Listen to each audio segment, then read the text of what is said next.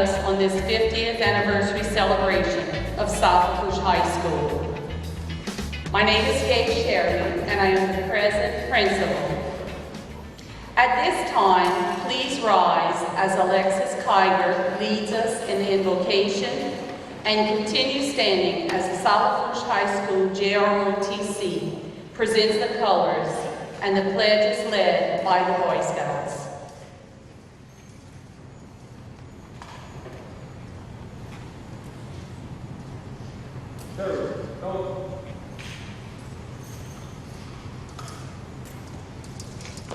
Forward, march, left, left, left, right, left, left, left, right, left, left, left, right. Color guard, mark on, mark, left, left, right. Color guard, hold, left, face, freeze there, colors.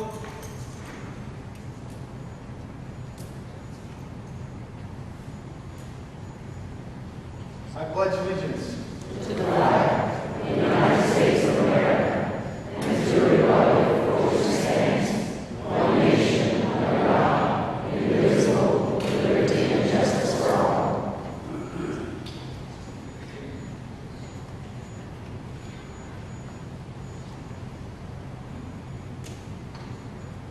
Order, colors. Right, face.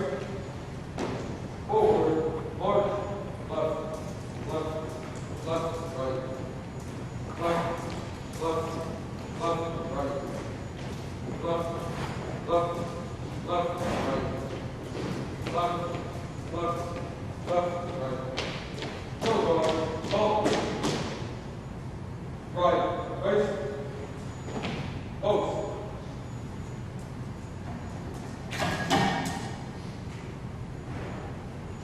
Freeze there, arms. Order, arms. Left, face. Forward, march. Left, left, left, right. Forward, march. Left, left, left, right. Left, left, left, right. Left, left, left, right. Left, left, left, right. Left, left, left, right. Left, left, left, right. Left, left, left, right.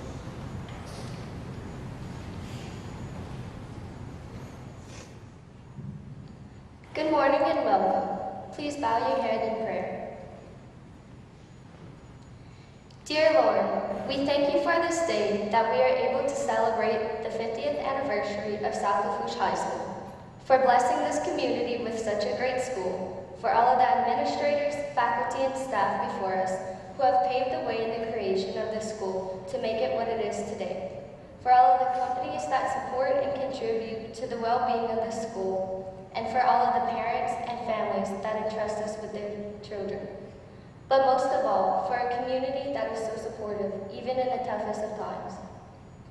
Lord, we ask you to continue to bless this school and community, to continue to bless our superintendent, Dr. Joanne Matthews, our principal, Ms. Gay Sheridan, our administrators, our faculty, and our staff, that they may be touched with your wisdom to guide us and to help excel this school to new heights.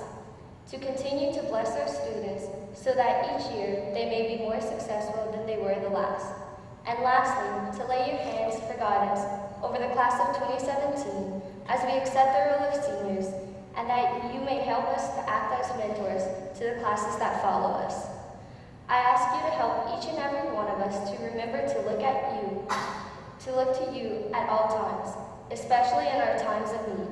I ask that you allow South Lafourche High School a wonderful 50th year and many years to come, and to bless all those involved in making today possible. Jesus, in your name we pray, amen.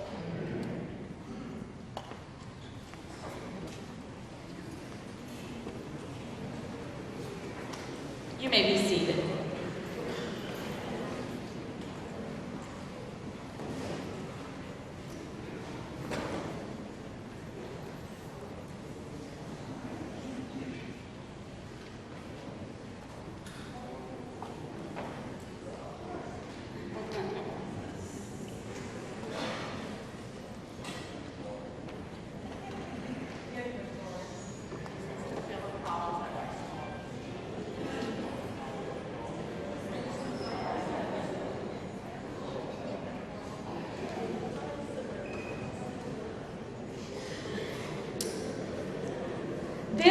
marks the beginning of my 5th year as principal of South Lafourche High School. I'm so proud of our school. It has helped shape me into the person I am because of my wonderful high school years here as a student. I am a proud 1981 graduate. I feel honored to be on the stage this morning with these past administrators. As I was preparing for this celebration, I began researching our school and found some interesting and funny facts. I would like to share some of these with you. Not only does this mark the 50th anniversary of South Lafourche High School, but it is also the 100th anniversary of public education in the South Lafourche area. In January 1916, the first public school opened in South Lafourche. It was the La Rose Consolidated School. Before this time, children who were educated in the South Lafourche area were educated privately with tutors in the homes. South Lafourche High School opened its doors for the 1966-67 school year. The cost of the buildings was $2,200,000. When you add in the 50 acres of property, the final cost was a whopping $2,395,681.50. Wow, Dr. Matthews, just think comparing it to what it costs when we build new schools now. Just the renovations in this auditorium in the last year was about $1 million. When the school opened in 1966, it was for grades 10 through 12 and had an enrollment of 767 students. There were 44 teachers, 31 males and 13 females. At present, we have grades 9 through 12 and about 1,050 students. We have 63 teachers, 28 males and 35 females. Students in the 1960s needed 16 units to graduate. They now need 24 units to graduate. The school time was from 8:25 to 3:30. Our school time now is from 7:30 to 2:30. What do you think, Dr. Matthews? 8:25 sounds really nice. Mr. George Hebert was the principal, and Mr. Easton Pete was his assistant principal. Now we have myself as principal and 4 assistants, and we're all women. Dr. Matthews, I don't want to go down to just me and 1 assistant, please. Some of the rules that were in place at that time were sit-ins and protests were not allowed. Boys' hair could not cover their collar, ears, or eyes, and sideburns could not be lower than their earlobes. Girls' hair could not be excessively teased, and only a reasonable amount of makeup was allowed. Girls were allowed to wear dressy pantsuits, but had to wear a full slip if they wore something that had thin fabric. I don't think our girls know what a pantsuit or a whole slip is. Teachers were kindly asked not to smoke in the cafeteria during lunchtime. And teachers were also asked to please check out the phonographs from the library. I don't think our kids know what a phonograph is. As much as many things have changed over the years, the core principles have not. In the handbook, the first years of this school, it stated, because of the rural character of the area served by South Lafourche, the school has the dual purpose of serving as the educating agency as well as the center of cultural activity for the people of the several communities.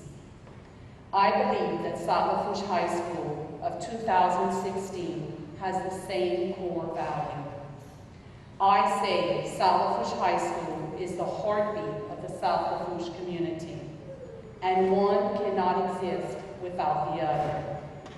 The outpouring of support by the community for this celebration is a testament of this. At this time, I would like to personally thank Ms. Anne Robert and Mrs. Allison Chasson for spearheading this celebration. They had so much help from so many people in the community and on the staff who worked diligently on communities to make this day happen. Thank you to all of you. After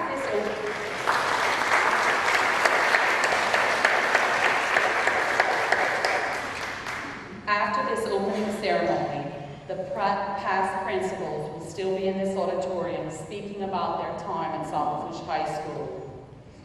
And then activities will begin after this opening ceremony. They will also have speakers in the auditorium throughout the day speaking about their times at our school. At this time, I want to introduce our many dignitaries. Our superintendent, Dr. Joanne Matthews. Past principals. We have Mr. George Hebert, who has passed away. He was my principal when I was at South Lafourche High School. I loved pep rally days, because he would let us have pep rallies at 10 o'clock in the morning and then say, okay, go home now. It was wonderful. We have our past principals, Dr. Roland Thomasy, Mr. Lloyd Guidry, Mr. Louis Plazos, Mrs. Mary Hero, and Mr. Bubba Ogeron. Some of our past administrators, we have Mr. Jesse Guidry,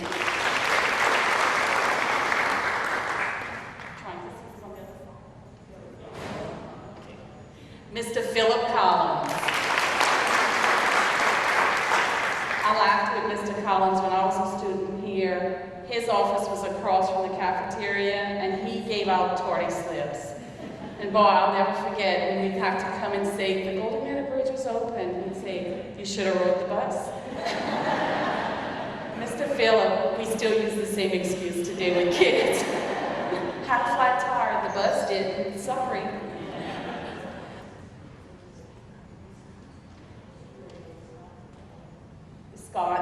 Mr. Scott Buzigard.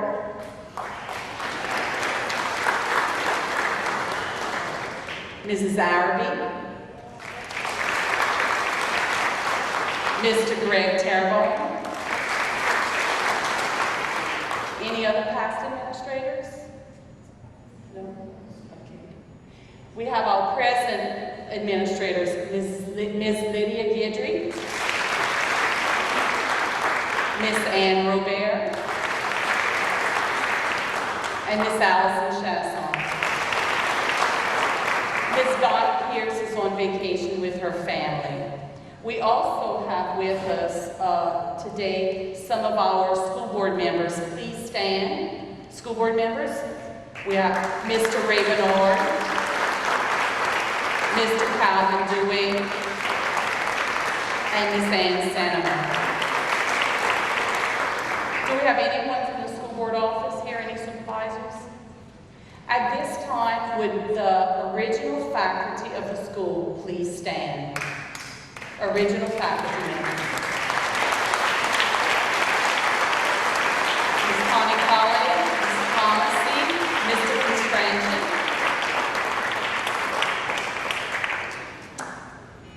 Thank you for being with us.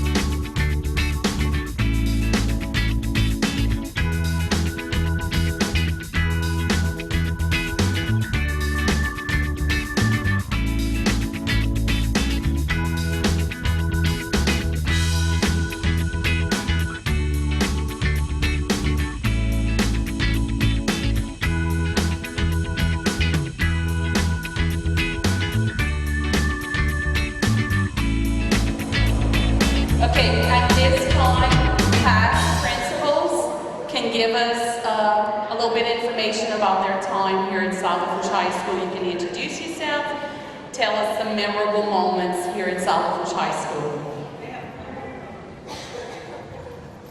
Wow, 50 years.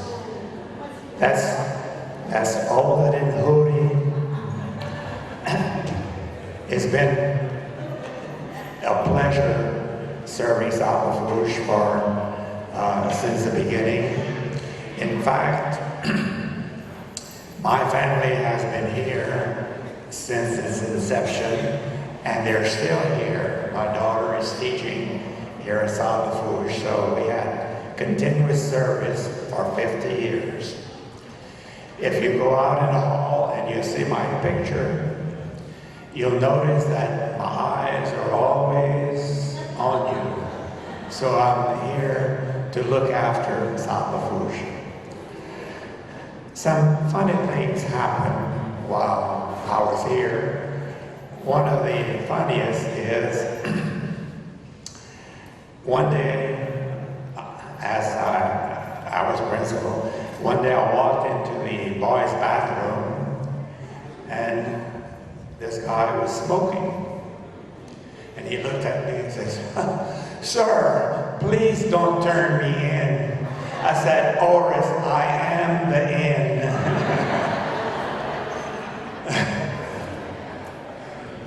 So we've had lots of good moments. One of the things I'd like to advise the teachers today is that you've got to remember that the students you are teaching will one day be taking care of you. Either serving in a grocery stores or as a CEO of a big major company, or as Dr. Camille, who's my caregiver. You know, they take care of you when you get old. When I get older, I look for treatments from Camille. But also lawyers. Remember that they do your last will and testament, and you know your will, your living will. So in case you don't want to leave too early, make sure you teach them right. Then you have the ordained ministers who will take care of you in your last moments. So you've got to be sure that you take care of them. Teach your students well, and I'm sure that they will take care of you. Congratulations to South Lafourche on 50 years of service to this community.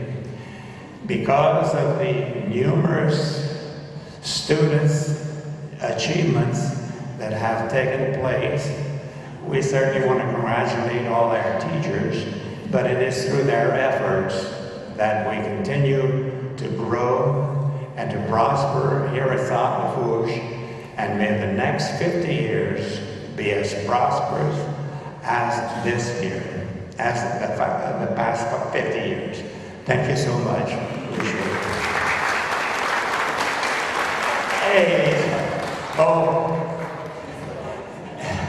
and as George Hebert would say, teachers, you must have intestinal fortitude to succeed in this business. And it is my pleasure to introduce to you his daughter, Suzanne, who was a magnificent student and a fine,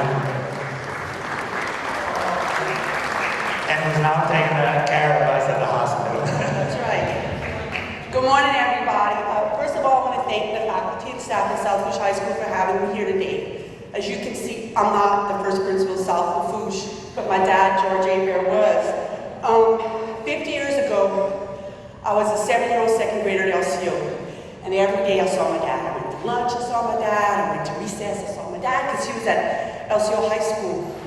And 2 weeks into second grade, he left me, and he came here. We were anxiously awaiting the building of this school. Every day we come, we watch the construction. We come, oh, they put the piles.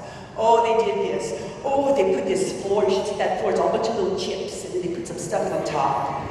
He would come and tell my mom and I every day what they had done to the school. When it was finally completed, he left. And although our house was right across the bayou, this became his home. He was the first person in his family to go to high school, and the only person in his family to go to college. He chose education as his vocation. It wasn't a job, it was a vocation for him. It wasn't something that he got a paycheck once a month for. It's how he lived. He graduated from LSU and started teaching at Galley Elementary, and soon after that he was drafted into the war, and he went in, guess what he was in the Army? He was a teacher. That's what he did. He started out as a private, rose to the rank of captain, and when he came back, he moved on to LCO, eventually becoming principal of LCO High School. In the mid-1950s, he and my mom, by themselves, took the first graduating class from LCO High School on a class trip to New York and Washington. Can you imagine two adults this day and age being in a whole senior class on a train by themselves? But he wanted the children from this area to have opportunity, and he wanted his children in this area to have experiences, and he knew it was limited, and he saw an opportunity to do that. So they went to the banks, they went to the business people, the people that couldn't afford it. My mom raised money, and they got a bus load and a train load. And Mom said when they left, they had people crying like they never thought they would see their kids again. And they went. And on the way back, all the girls dyed their hair red because Lucille Ball was hot. And my mom had to watch everybody's hair in the sink because, they couldn't go home with red hair. He loved coming to school every day. Generally, he was the first person, him or the man, probably, the first person here in the morning, and he was the last person to leave at night. I thought everybody's dad worked from 5:30 till 10 o'clock. I thought that was normal. There's a quote above his picture in the first yearbook. We were looking at yearbooks when I was preparing to come here today. There's a quote on the top of his picture, and those were picked up for so long. I brought them up and we looked at them, and it said, "It is my wish that each student who attends South Lafourche High School will be a better person when he leaves than when he arrived." His greatest joy was to see a South Lafourche High School student succeed. He felt that it was the school's job to prepare the students for the future, whether it be entering the workforce right out of high school, going on to college, or staying home as a mom and taking care of your kids. He felt that any other schools going across the country that was accomplished there could be accomplished here. Miss Fairrapp used to always tell me, she said, your dad would walk into the guy's office and he had a professional journal in his hand and he'd say, in Paducah, Kentucky, they're doing this. Or in Chicago, Illinois, they're doing this. We could do that in South Lafourche. We're going there. And she would say, oh, geez, another project. But they would do it. And they would get opportunities for the students. He would do anything to help a child succeed. And he reveled in that success. No matter what you called him, Mr. Abear, Prof, Papa George, or Dad, we can all remember him the week of homecoming on Friday when he didn't give me a tea over the intercom. And we can envision him standing on the sidelines of the football game with a program rolled tightly in his hand. After another win saying, we did it, we did it. He would be so excited. He would be so proud of the success of the graduate of this school. Yes, I still feel like this is his school. His mission to have a school to prepare the children in 10th Ward for life has come to fruition. And those on this stage and the staff here now are continuing that mission. I'm sure he's looking down at us today, seeing the gathering at his school, and saying, we did it. Thank you so much.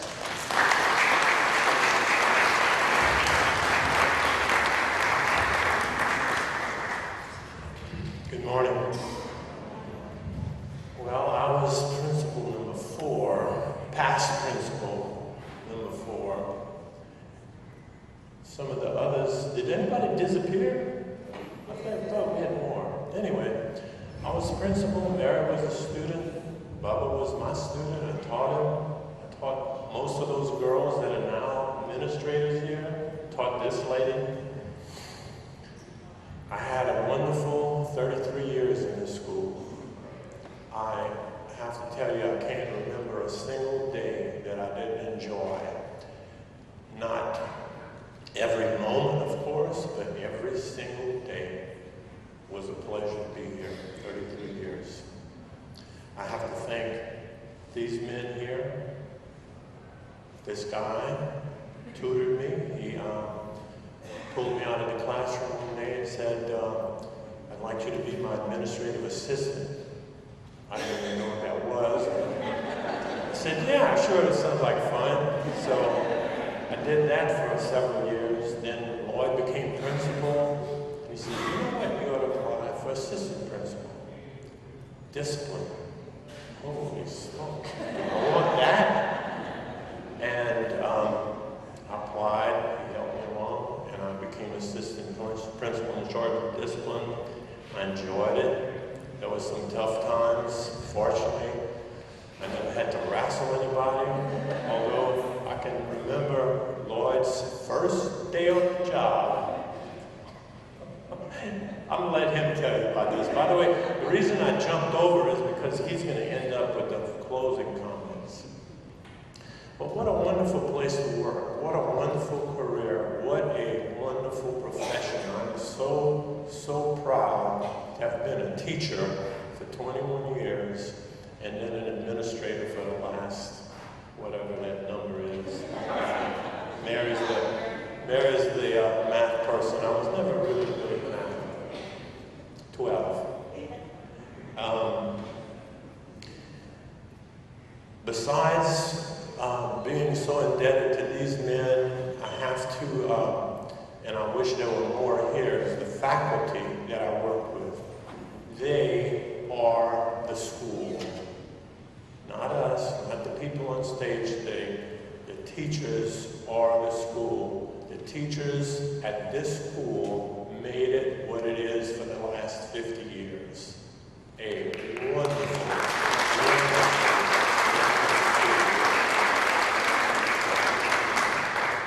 As I traveled a little bit after retirement, I talked to other people that worked in different schools and hear, I don't want to say complaints, but little gripes here and there that I never, ever heard at this school.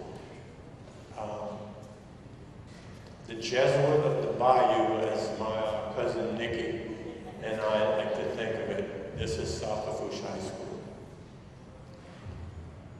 I have to tell you one last story. The last time I was on this stage was graduation night, 2001. I'm on the stage shaking hands with the people, the kids as they come off, and every one of them is passing something off to me. Sometimes it's a marble, sometimes it's a candy, sometimes it's like what are those things that are so hot, red hot? That might have meant something different than it. Some chocolate, some red hots. But to this day, I don't know what they had in mind, but that was my last experience on this stage. And it just kind of typifies how much fun I had on this stage, in this building. It was a wonderful career, and I want to thank the faculty again, all the faculty members that worked with me and were part of it. Thank you and have a good day.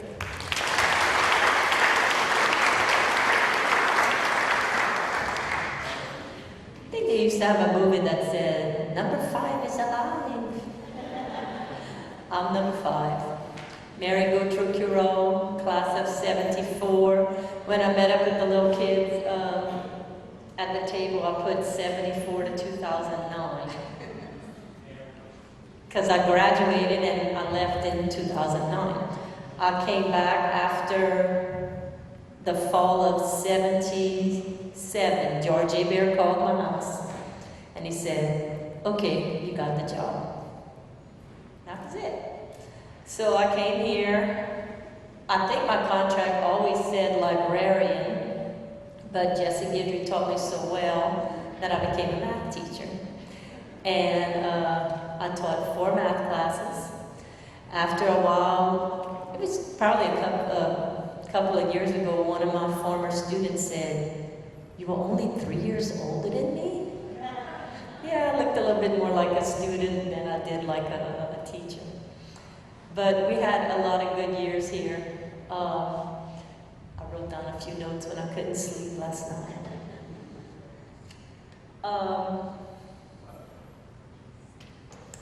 Margie Landry, my mentor and my friend.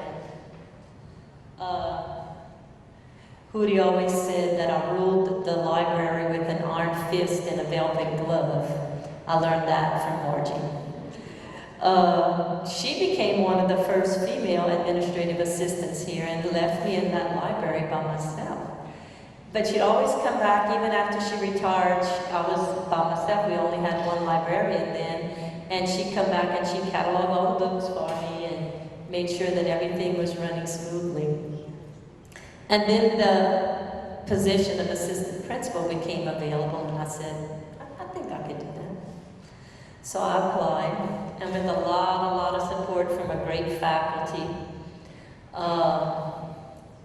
awesome student body. Not all of them made the best choices, but I came with the reputation from the library as Conan the Librarian, which I think one of my nephews kind of helped start. I had that iron fist and that velvet glove, the faculty, and like Lewis said, your faculty is your backbone. They do all the work, and you just kind of go with the flow and take care of things on the top that they don't need to know about. Well, I did that for 8 years, and then when Lewis was going to stay 3 extra years, and he deserted me, so I became principal when my son came here as a sophomore. And I said, I can do this. Well, if it would not have been, I survived that first year as the discipline assistant principal, and then Lewis came and said, you better learn everything about Jesse's job because that's what you're going to be doing next year.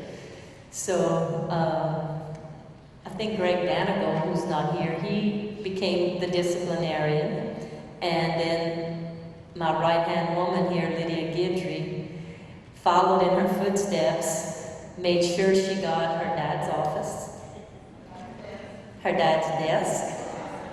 She still has it.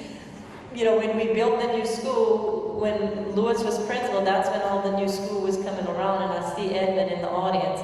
They sent the 3 new principals at the 3 high schools to Dallas, Texas. We went to a conference to learn about what needed to be in new schools and what were the new trends going in there. Lewis never got to spend any time in the new part of school.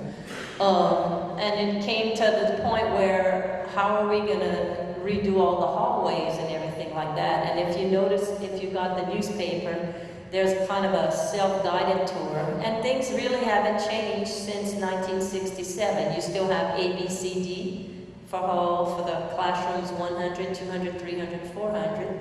I always told the students, the 500s are up the bayou on the gym side. The 600s are down the bayou on the auditorium side. Guys, we no longer have classes in purgatory and in heaven, so you don't have to worry about climbing any of those stairs. Then the 700s were outside, so it was like, well then let's just name the 800s in the new building downstairs and the 900s upstairs, and that pretty much took care of everything.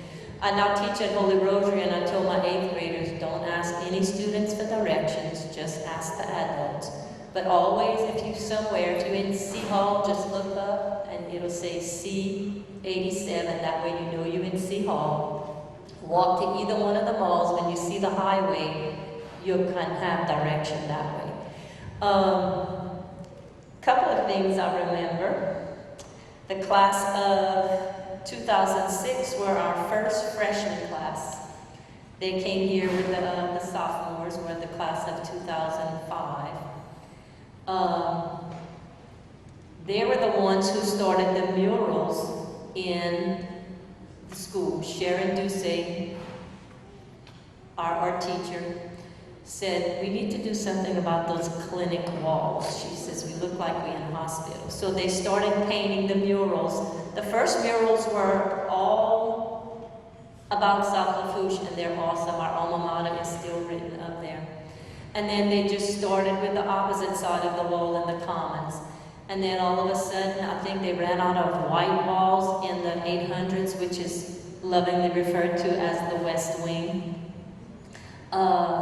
And now Donna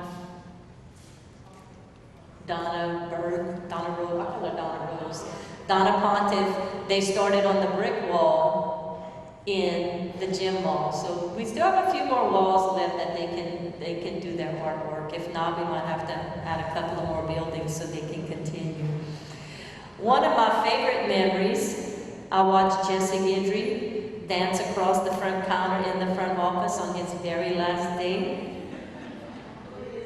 Lydia said she'll do it this year, that same front office, we kept it. We were kind of pack rats and we kept a lot of some of our old stuff. It's probably better than some of the new stuff that we buy. I remember my son's senior year for homecoming. I decided, I'm gonna take that flag and I'm gonna run across and around the gym in a red suit with 1.5 to 2 inch heels. I started off pretty good. I ran that first curve. I got to the second curve, I wiped out gracefully. No undergarments were shown. I popped right back up and ran across the gym. Benjamin missed it, he was in the hallway. But that's, when I look back at some of the other yearbooks, that's some of their favorite memories is Miss Curell falling in the gym. With Dana Groh as our student council, she kind of helped put us on the map with student council. We slept in boxes. We painted our hearts out. Scott Wizagard helped, and with Bubba Orgeron, beautify the outside of our school. Lydia always kept our curriculum going. Her dad taught her better than me. And with the help of Mr. Greg Terrebonne, we were always ready, and we started to pray at the flag. And then it was decided we were going to have a positive thought for the day. So we got our book that we had learned at one of our conferences, and I decided, well, I'm just going to be the first one to announce it. And I'll leave it with you today. And it said, make it a great day or not, the choice is yours. And those words still ring true today. I'm still made fun for it, but it's all good. And with the help of our community, our school will have another successful 50th or 100th years. We're going to be old, we're not going to be here. We might be fishing off the stadium, some of our kids and grandkids, it might be a artificial reef. But my stay here was awesome. We worked with awesome people, and through all the ups and downs, the ups is what remains the most. Mr. Orgeron, number 6.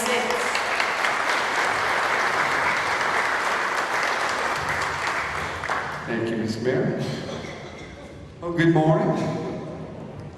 50 years of, I guess my tag should probably say 1970 to 2012. I've been here that long. I've been here since I was an infant, probably in Mama's womb. But South Lafourche has always been such a big part of my life since Mom was a home ec teacher here for 33 years, and we were here at all the faculty gatherings, crawfish boils, and that was the main thing as a kid. You had to know which bowl of punch was for the kids and which ones were for the adults. That was just the way it was in those days. And we might have slipped up every once in a while, I'm not sure, as kids, and we'd start running up and down the halls and then going crazy. But it's always been just a big part of my life, this school. I came to sports camp with Coach Perry. Anybody ever did sports camp? And we do the hike. And Coach Barry would, just ran a very well camp, and it just made us want to really kind of be here to be part of that whole program, just starting as such a young kid. Those little skinny lockers used to fit, I was a skinny little kid, we'd fit two of us in a locker about 13, 14 inches wide. I don't know how we did that, but that's how little we were when we first started doing those kind of things. And then obviously I was a class of 1988, just fond memories as a student here. Met my beautiful wife here. I'm embarrassed, but we had our first little kiss right back here in the auditorium. During recess, we got stuck in. Just a little kiss. So you see, it takes one to know, and as a principal, you kind of know all those things. It's kind of like you tell your kids, do as I say, as I did, and then you kind of know those things, what to watch for. And then I came back as a teacher, and I remember Mr. Guidry, I was master of scheduling, and I had 40 kids in the environmental science class, and I was kind of panicking. So first year over, he says, look, Bubba, just be patient, it's going to take care of itself. And before you knew it, the next week I was down to like 29 kids. I don't know how it happened, but it happened, because he was a master at taking care of those things. But I was in the ROTC building. That was my first classroom. I was in that room back there, and it was good. I enjoyed it. But along the way, I learned so much from Mr. Aber as a kid. Just his presence. Like, he was South Lafourche High School, so you kind of learn what that was. And from each one of my principals, Dr. Thomas, he was my principal as a student, and I just learned how, from him, just what it meant to be a principal for kids. He loved kids, and it always stayed with me. Mr. Guidry, the same thing. I remember talking with him right outside, and he pulled a kid by the water fountains by the cafeteria, and I didn't know if he was going to fuss him. But he said, I like that jacket. And it was a kid that really would have not gotten noticed, and Mr. Guidry noticed that he had a cool leather jacket, and that stuck with me. How you can always include kids and always point something out that makes them feel special. There's nothing more than acknowledging his jacket. But the kid's face lit up, and I'll never forget that. Mr. Plazos was, as a teacher, that's when I first had an inkling that I'd want to be an administrator. So I started observing him, particularly at faculty meetings, and just his cool, calm, and collected demeanor, how he addressed the faculty. And I admired that. I tried to emulate a lot of that. I don't know if you know that, but that's something I tried to mimic at times, just your demeanor. And Mary, I told this to Mary before, but she just was one of the most compassionate administrators for kids. She'd do anything for kids. And that was another quality that just stuck with me. And I remember that, and I tried to kind of do some of those, or have some of those behaviors myself as an administrator, as a leader. And I'll say this, I was fortunate, it was a blessing for me when I became a principal here, or the sixth principal here, because after my teaching here, I went to Golden Lower Elementary as an assistant principal for 4 years. So I was with kids from pre-K through 3rd grade, and then I moved to LCO for a year, and I was like assistant principal there, and dealt with discipline and managing a lot of stuff at LCO. And then I came here as assistant, then I went to Golden Meadow as principal. So I had the same group of kids for years. I saw them come through pre-K. I went to LCO, I had a group of kids there, and then I went to Golden Meadow, and I had that same group of kids that were pre-K kids. And so when I came here, it was an advantage just to know all those kids and just watch that whole cycle of education from pre-K to 12th grade. That was just a beautiful thing to kind of be part of that and be part of their lives.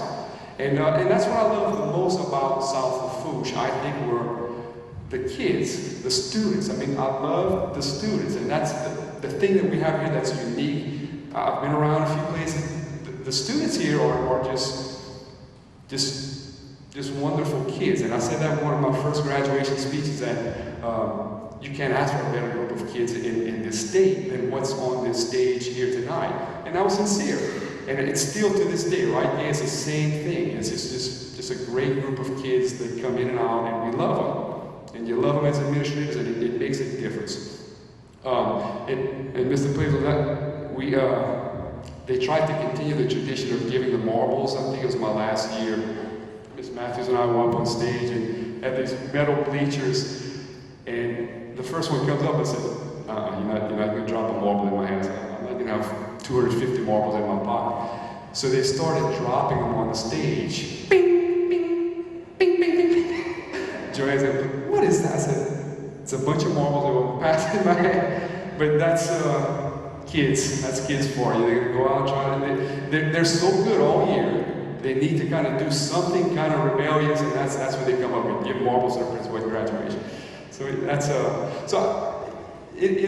want to say this too. I'm looking out in the audience in South Lafourche High School in 50 years, and I tried to do this in a graduation speech. I don't know how well I did it, but looking out here, we have so many, such a diverse group of people here, careers, successes. It's provided so well for so many people. And you can think, and I remember we have stuntmen in LA, movie writers, you name it, business people, on and on, doctors, lawyers, teachers, everything from this school we've prepared people for that. I don't think there's anything that graduates from here hasn't done. We've done it all. And that's just a blessing of a great, great community school with a great faculty and just great people from this community.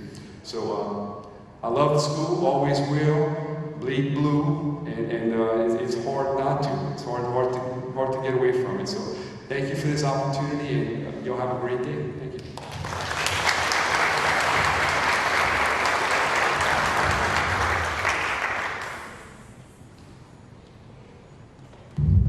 Mr. Guidry.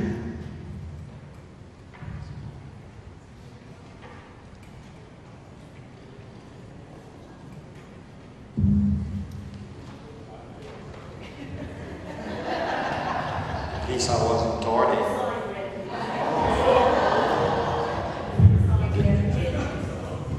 In case you hadn't noticed, I happen to be the oldest person here today. So I'm not going to try to match Thomas C. or Beanie or any of those guys just to see how long I can go. I would like to tell you, although you didn't miss the third principal here, that was me. Why I'm last, I'm not sure. I guess it goes according to what you earned over your life. So I would like to tell you that, just for your information, that I spent 30 years here, from 1966 to 1995, as a teacher, administrator, and all this other kind of stuff. And there's a lot of good stories to be said. I'd like to remind Suzanne that she's correct about her dad. He was always the first one here and the last one to leave. In addition to that, he was here when there was no school. He was here all the time. So that when I became principal, I didn't ask what my working hours were. I tried to imitate as much as I could what people had done before me. That is, you come here, whatever time you have to come here, whatever day you have to come here. There is no date, no time, no nothing. You just have to come here and do the job. And so I would like to congratulate all the past principals. I know how hard your job has been, but you notice one thing that they had in common. They all enjoyed their job. And that's amazing when you figure how hard it is. Because it's a 24/7. I want to tell you a little story about me. One night, I was called from my home 4 times at night. The cops called me because somebody was making some donuts in the yard. A window was left open. There was a fire in the gym. There was a fire across the street here. And so they called me, and so this was the last call was probably about 3 or 4 o'clock in the morning, and I told Dot at the time, I said, I'm not coming back until everybody comes to school. She said, what are you going to do when you come to school? I said, I'm going to stay home. There won't be anybody to call me. So this is the kind of job, so I want to congratulate all of these people for having done such a wonderful job. But I also think that we need to recognize how this school came to be. You know, we're all talking about the nice things we had, what a great job Gay and the kids are doing right now, and all the people that came from George on down. What you need to know is that in the 1960s, there was a movement called consolidation.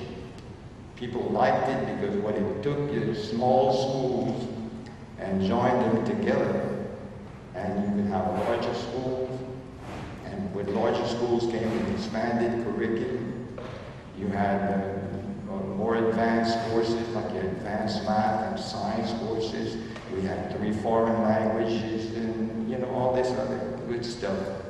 We went from 6-man football to 11-man football. People didn't even know that existed. But this had to be. And Fushbury voted to consolidated schools. What it meant to us in our area where we live as a school district, from Valentine to Dogri, and a contingency of a group of students from Grand Isle who were working for the oil companies at the time. So this was a rather large area.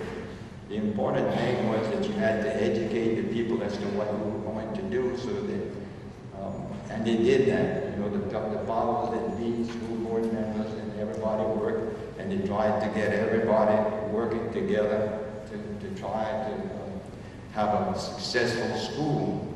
So there were groups together, the faculty members. It just so happened that the students were really involved, and some of them are here. You're going to hear of them later on today, but I was talking to some of them this morning, and they remember vividly what happened when we got these committees together. What we were trying to do is, it wasn't just putting LCO and Golden Meta together. These were arch rivals. You know, I was in Golden Meta at the time. You were hated from the rules, I'm telling you. You know, I don't know if you knew that or not, but I broke the news. So. But the point is that we had to not only join the schools together, but you had communities to join together. Valentine, Rose, Cutoff, Galliana, Golden Meta, Deville, and further. And so when you had to put all these people together, you had to try to get them to understand what was going on and to join together and to be together. And I was requested that I get a group of students from Golden Meta and meet with a group of students from the Rose Cutoff. Mr. John Rao led that group. I think you remember him quite well, working with young people from the La Rose area. But anyhow, what we did is we got together and we tried to set some guidelines. And this was not a group of students deciding all these issues. This was a feedback from these students so that they would be part of it. And that was the whole key to the success that South Fuchsia has enjoyed over the years, is getting people together and putting the children and the school ahead of everything else. I just want to mention a couple of issues here that you might be interested in. For example, it was nice to meet the committee. We met in Golden Meta at the high school, and at our first meeting, the explanation was made, you know, like everybody was going to participate, everybody was going to be part of it. And the first thing we did is we talked about, look, you're building a school, but it has no name. So, you know, you could have had a lot of problems with that, except although the school was built in Galliana, no one wanted to necessarily call it Galliana High School. Instead, people started thinking in terms of, you know, what is going to bring people together? What's going to make sense? And although, and there was no way you could combine, like they had an LCO, combine the Rose and Cutoff and come with LCO. There's no way you could come up with LCO, GM, Galliana, and what have you. So, And I can tell you right now, one thing that was eliminated was Laura Fush. People didn't want to be called Laura. And so the idea of a Fush Parish and having a school with the name of it, and it came down to, believe it or not, South Lafourche and Lafourche Southern. Now, Lafourche Southern sounds stupid now. Because South Lafourche just flows off your mouth like crazy, you know.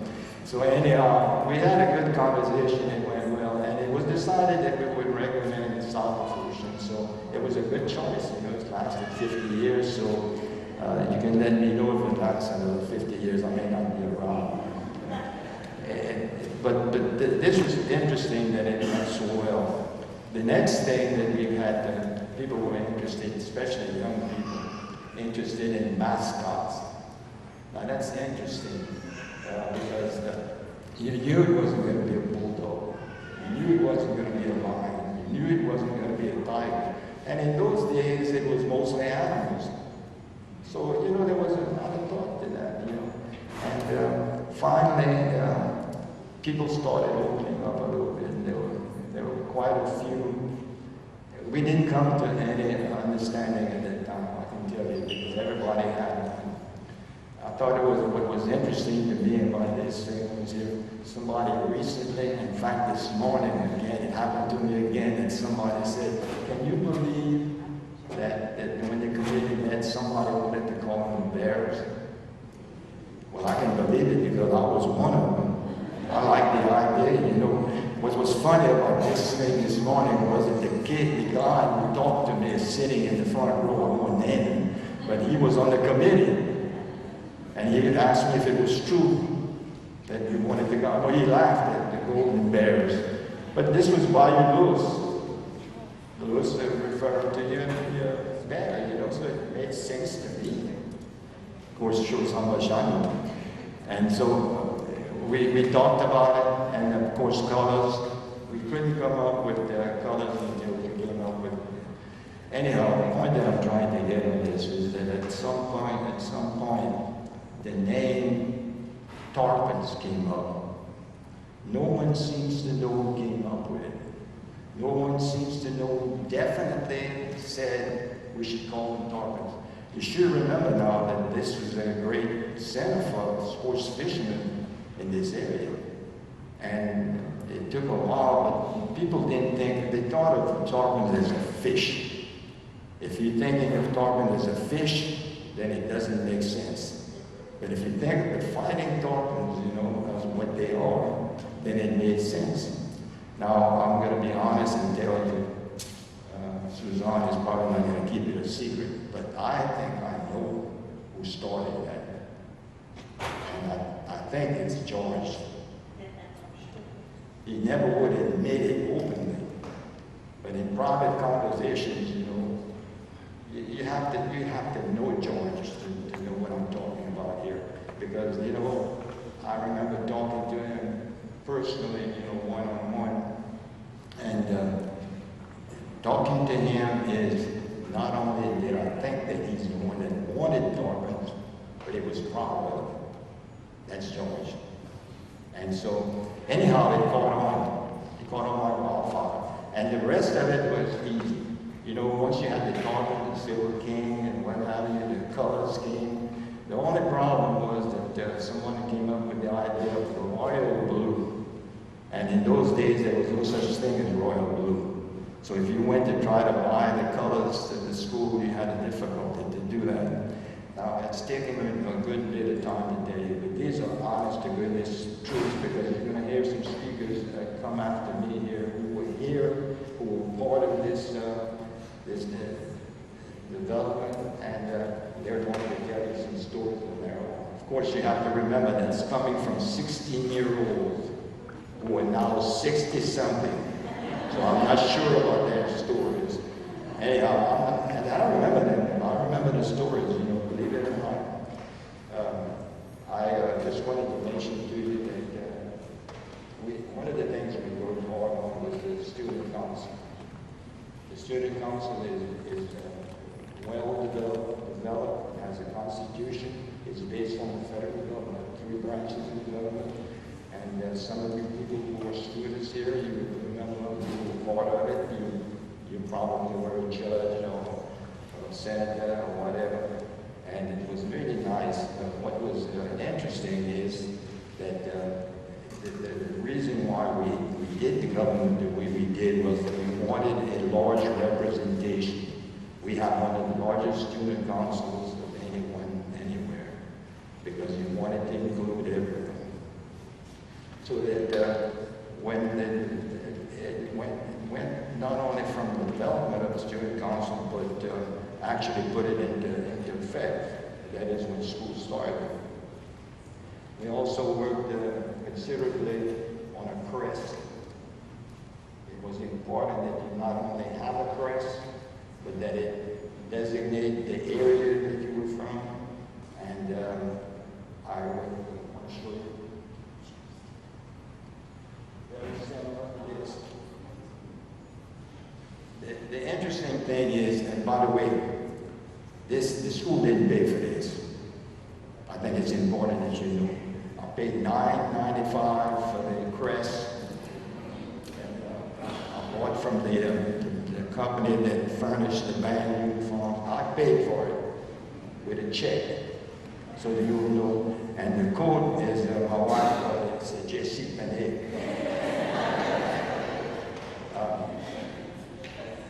The reason why I brought this up was that one of the things that we did was that when students, faculty, or whatever wanted to represent the school, they were going to be dressed nicely. And the athletes might remember, I see Hank over here, I think you might remember that when the football team went somewhere, you had a jacket similar to this that you wore to go to your games. I think it's important that you remember that the standards were being set high. Yearbook, we talked a great deal about the yearbook. Believe it or not, the yearbook is not just something that you get people together and you put together. There's a plan. There is a plan. And what it is at that time, the decision, the format would be, what do you want it to do? What do you want it to show the school in its best light? You want to show the kids doing what they do in school and some of the silly things that they do in school. I'm looking at Jesse Guidry here, and I looked at the yearbook of 1989, and he was dressed like I don't know, they didn't have a rap singers in those days. He was some kind of singer, and I can remember that. The thing that we wanted to do was to develop pride, dignity, and we wanted a duration of what we were going to do.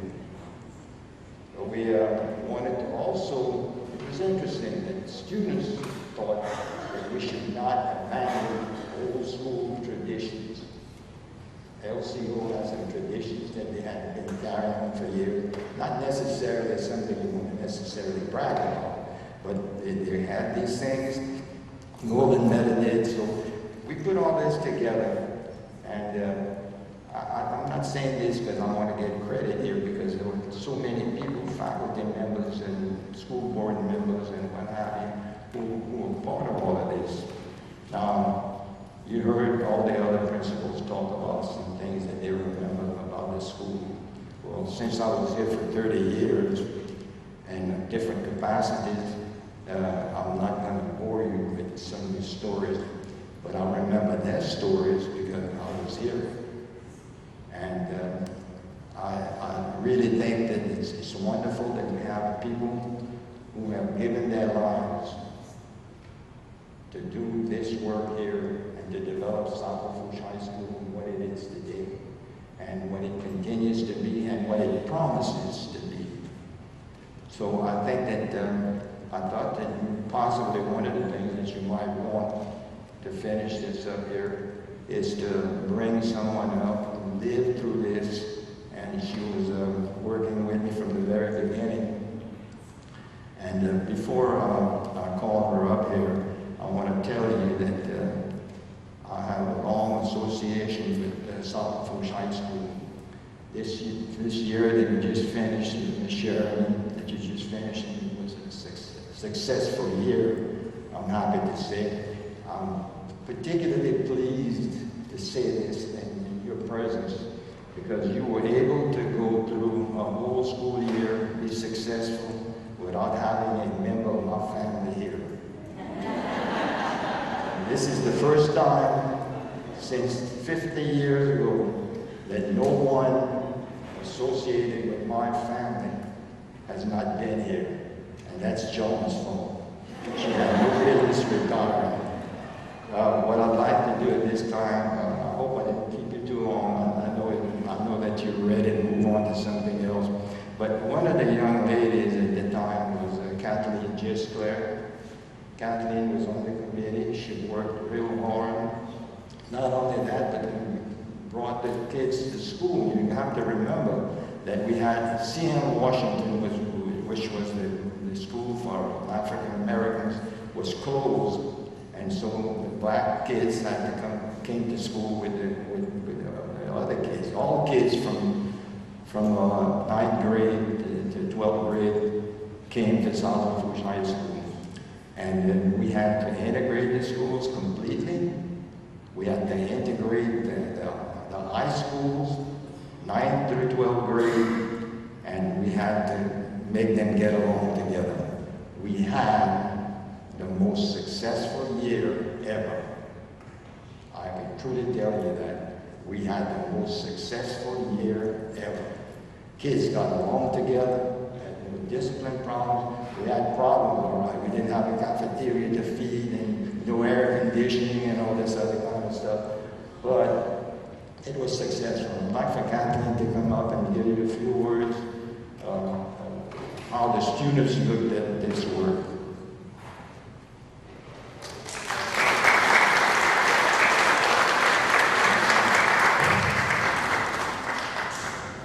One other thing that I want to tell you, one of the things that you might be interested in is that, we talked about what the yearbook would be. I checked back in 1989, the yearbook, and you might be interested in knowing this.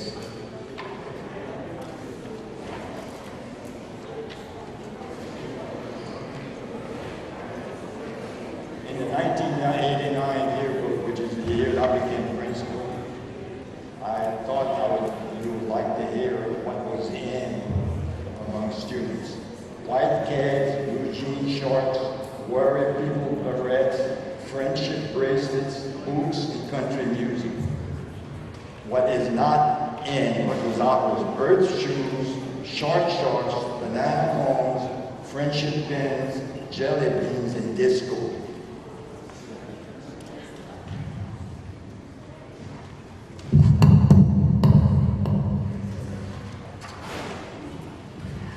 At this time, we're going to begin another session.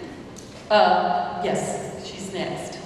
At this time, we're going to begin another section, and this is Kathleen, or Kat Gisclair, first student council president, and helped with the organization of South Lafourche High School. Kat, along with other members of that first class, were instrumental in the foundation of this school. A lot of the things that went into the making of this school was brought about by the first class. I like to think that God had a hand in all of this, because He brought together the perfect group of people to lead our school to the future. So at this time, I'd like to introduce to you Ms. Kat Gisclair. Thank you. Good morning. It's such an honor to be here today, to sit here and reflect on the creation of this school. And I see my friends here, those of us that were the first seniors to walk on this campus. When Mr. Lloyd Guidry, my teacher, my mentor, my friend, told me about the plans to celebrate our 50th anniversary, it really awakened my mind and my memories.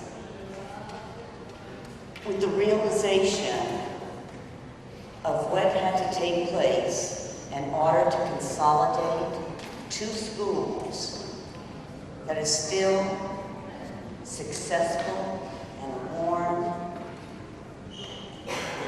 and quite a monument to our society here. It was quite a transaction for the 80 or so juniors from Golden Meadow to begin our senior year here in a senior class of over 200 students. You'd walk into classes and we certainly did not know everyone in there. In fact, sometimes I could see Ray in the back or someone else I knew, but the majority of the class was from the rows. It was amazing how quickly the major rivals of LCO and Golden Meadow united effectively to face the challenges brought on by the consolidation of two different communities. Their open minds and determined attitudes effectively consolidated the work. It worked. They included students in the process. We met regularly to discuss the concept of South Lafourche. The unity was established, and for that I thank the administration and faculty.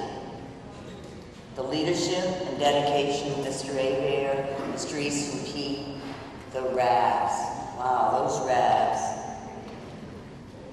And the incredible faculty brought the feeder schools together. As students we grew, we came to understand that strength comes from cooperative work. We began to see our community was unique and we could grow together. We could create a means to integrate the two base schools and therefore unite the two communities. Our excitement grew as we worked together to plan the opening. Once here, we understood our challenges and that our avenues of growth had expanded. Our futures became clearer. Our thanks for these opportunities became deeper. As that first year progressed, we felt such pride because we had become one. After just a few months in this brand new school, we knew we belonged together. And the journey of the two long-term athletic rivals produced one united team which developed amazing results. Gosh, our football team was incredible. First year, you actually bring rivals together, and here they are, just climbing the ladder on the fields and on the courts. The number of clubs had expanded, and new interests were developed from everything from the arts to the sciences. I had no idea that I would end my high school years involved in such an amazing student council. I got interested in student council as a freshman. It was like, but this student council was something I had never even imagined. It was like experiencing the ideas and complexities of our state and national governments firsthand. Through the direction and inspiration of Lloyd Guidry, we established a student government with a Senate, a House, and a judicial section. The structure brought in the involvement of more students. Therefore, the ideas and the accomplishments excelled. It was our first year here. We were blessed with the challenges, growth, and the understanding that our dedicated involvement results in exceptional opportunities. My sister, Marie Jeremy.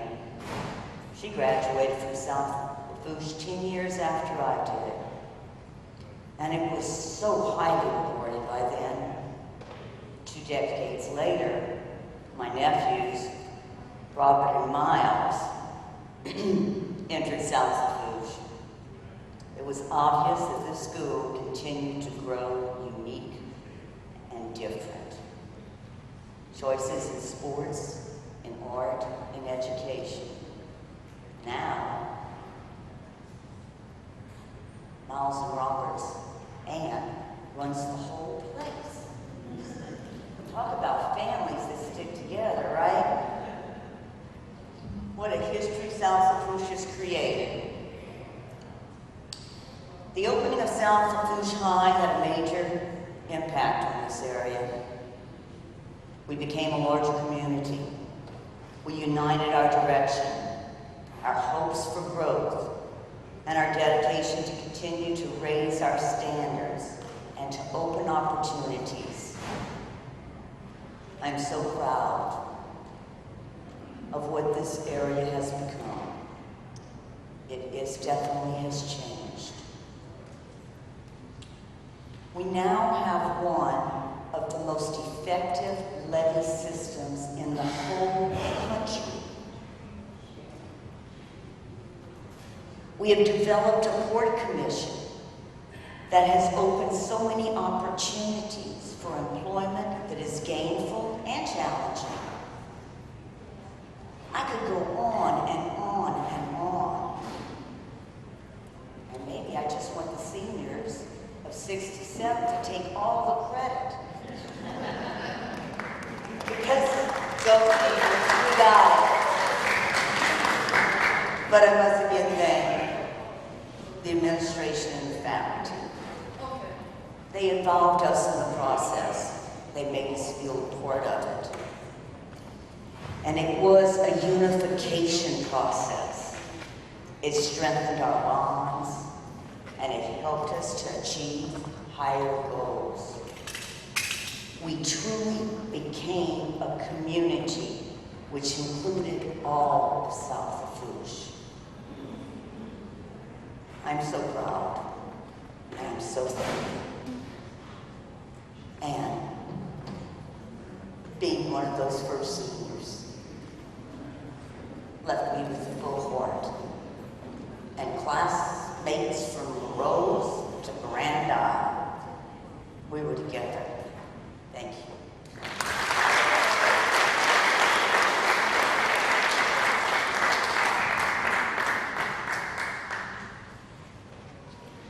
I hope it was a little shorter than Mr. Lloyd's. Because I can tell you, Robert was probably timing him, and he'll tell you exactly the time. And he was ignoring your signs. And Robert, did I go over my time? Thank you, Kat. We are a little ahead of schedule, but if our next speakers, who are Lynn, Pierce, Hank Danos, and Ray Sherry are here, y'all can come in. Thank you.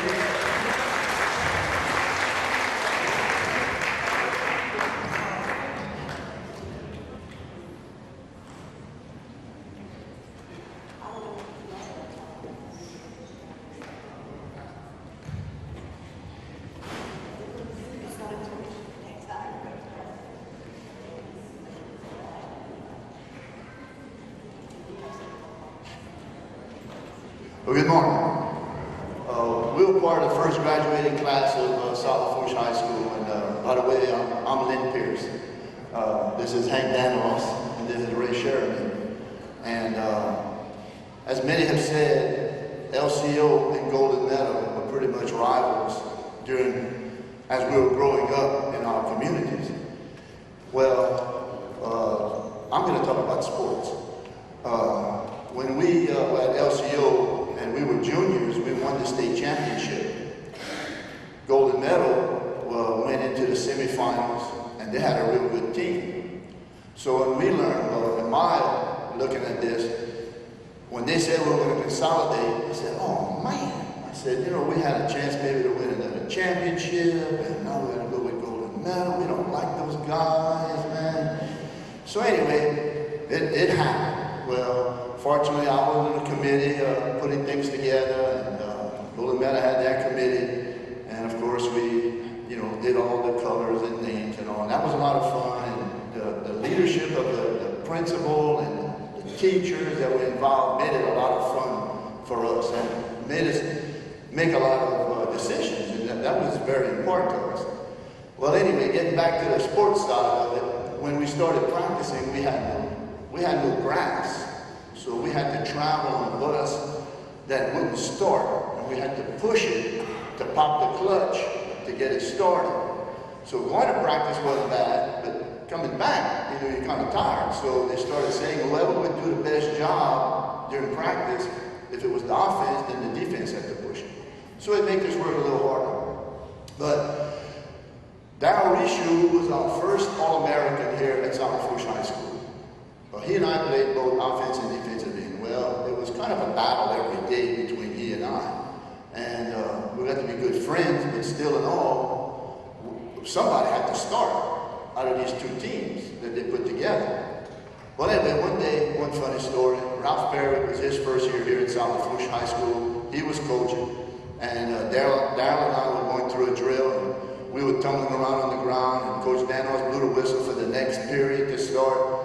And Ralph grabbed Darryl like this and picked him up and said, let's go to the next session. And Darryl said, thank you, Big Red. Well, I'm going to let y'all imagine the outcome of that statement. So, but anyway, as I remember Charlie Como was at the LCO field, and it was lightning and all, so we went under the stadium, and Charlie Como was telling Dan Danos, he said, man, we're not going to win a game. So, man, we can't do this. So, Dan Danos said, well, what are you talking about? He says, those guys never stop fighting. He said, we're not going to win a game. Dan Danos, I heard him say, he said, don't worry about it. We're going to channel all that energy into the right place. Well, as you know, we all got together pretty good. We all bonded. We went undefeated that first season. We went 10-0, went to the state championship. Of course, we lost. And we're the only high school that has played in Tiger Stadium and Tulane Stadium as a high school in 1 year. So that's another first for the first. So that's one of the memories I've had. Rick?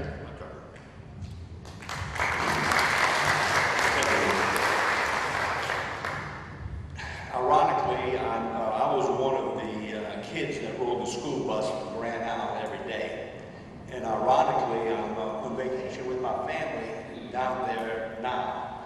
And this morning, about 8 o'clock, got in the car, hour and 15 minutes one way, listening to WTIX, the oldies but goodies, and brought back a lot of really good memories. So it was a lot of fun, and it was the sacrifice we made for the school. And I do remember when we were maybe freshmen or sophomores, when they decided that we were going to be the first class, and they stopped scrimmaging, we stopped practicing against each other, because we didn't like each other in those days. It really wasn't, it was pretty bad. And I also thought of that whenever, playing sports at Golden Meadow, whenever we traveled from an away game, we came back, when we passed in front of the Rose Cutoff, we had a little song, and it went something along, don't ever let your son go to the Rose Cutoff, my dying mother said. He said, don't ever let your son go to the Rose Cutoff, she said in her dying bed. And we sang that every time we passed in front of the Rose Cutoff, so that was a lot of fun. Then we touched about the athletics, and I remember the first day that we all dressed up and had to take a bus to go and practice against the state champions, the Rose Cutoff guys, with primarily a LCO coaching staff. So we go with other guys that think we're going to get a very good shot at any of this. But after day one, we blended, we meshed, and it was a thrill, and we all couldn't wait to get back together. And we had Mr. Gidry said it was one of the greatest years that South Lafourche ever had.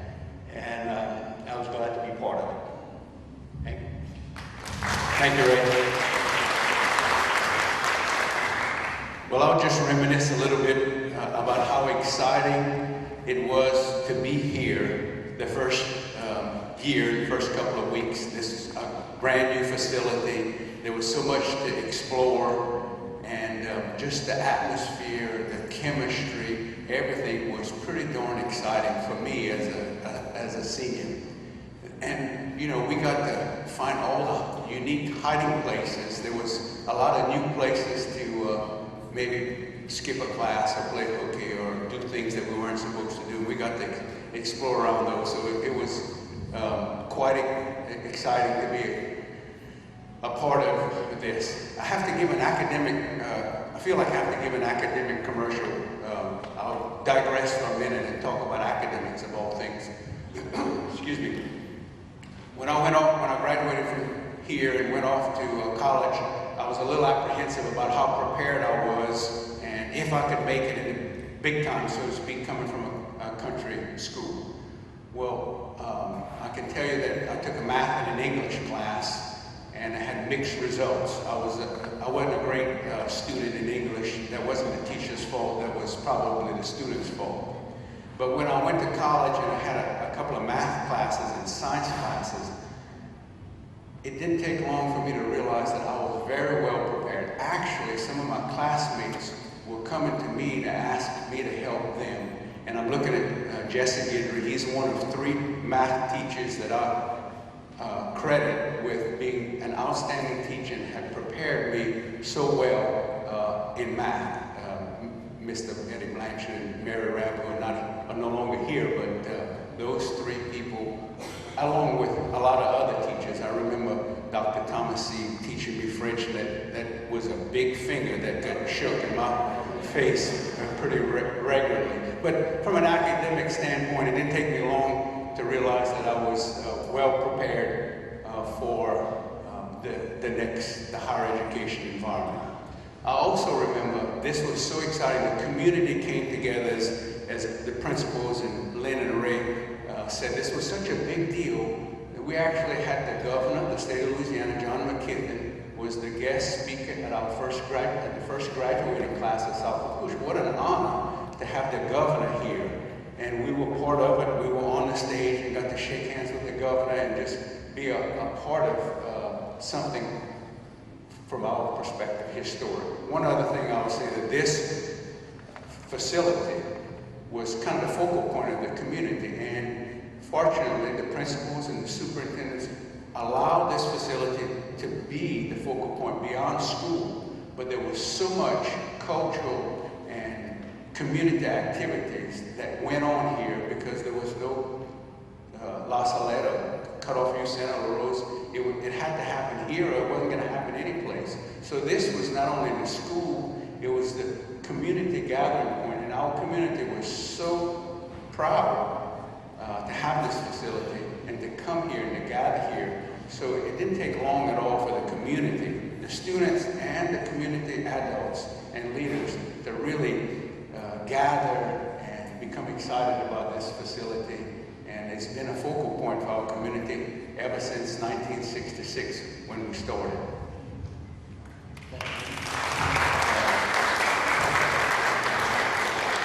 Going on more into sports, we were also district champs in basketball that year under the leadership of Coach Renee LeBlanc. We had some great basketball players.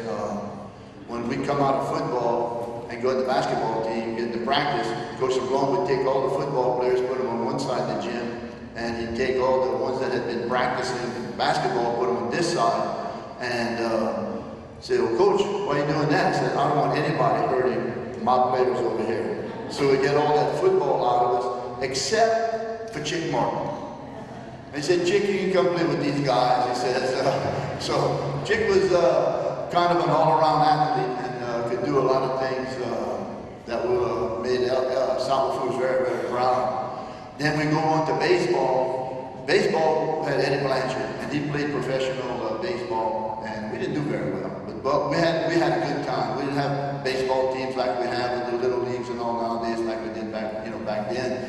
So, but Eddie really taught us the game, and we had a good time. And then Coach Como, of course, in track, he excelled with the athletes that we had. that could run and jump, and were very strong in the field events. So we excelled there. So athletics really put South Lafourche on the map as far as, you know, getting attention in the newspapers and things like this. And it was fun getting to meet all the different players from Golden Medal and get to know them better. And of course, our downfall of being the first year, we didn't have the opportunity of going through 3 years with everybody. After 9 months, come May when you graduated, we all took off, so we didn't have that opportunity to stay 3 years with our class.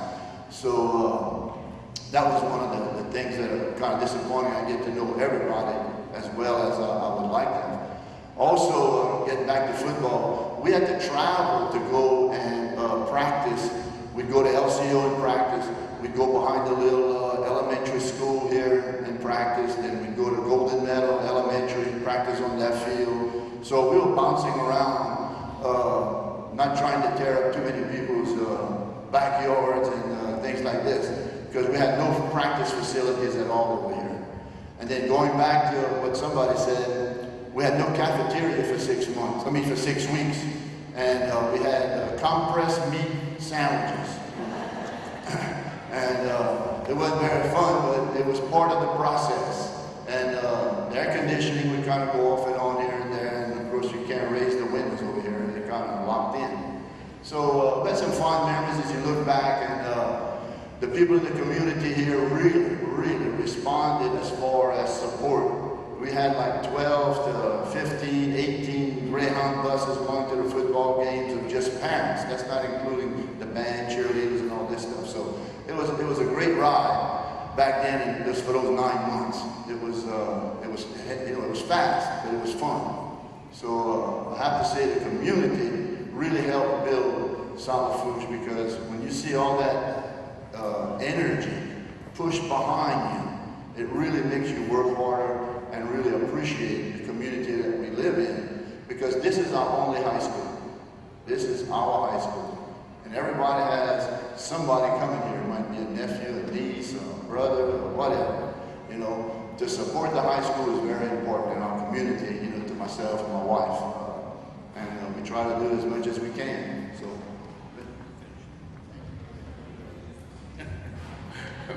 Well, just one further recollection.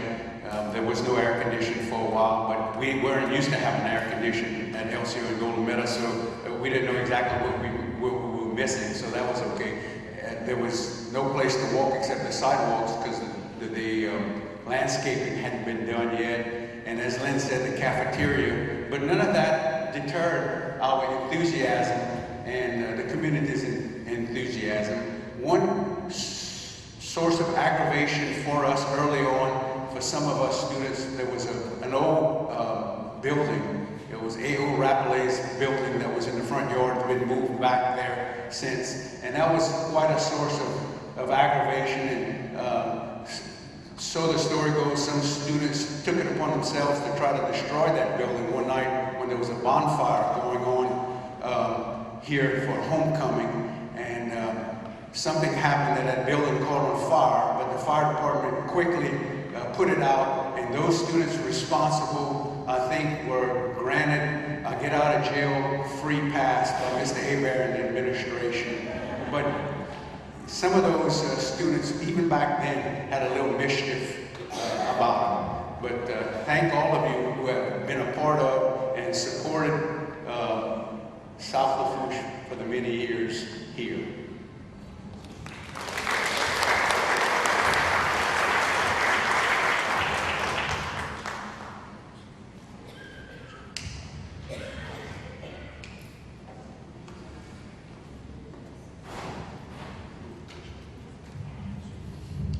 Our next speaker is Mr. Ted Famu. Ted.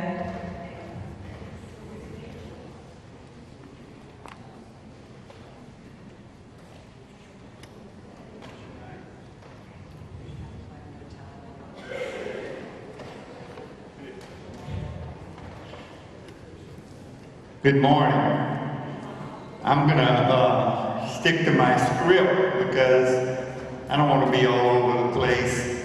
And you know, what these three guys said before me is absolutely true, I guess, because I'm gonna say a lot of the same thing, maybe in a little different way, but it's hard to believe. 50 years, you know, wow. Lynn mentioned he didn't have the opportunity to spend 3 years with his class, and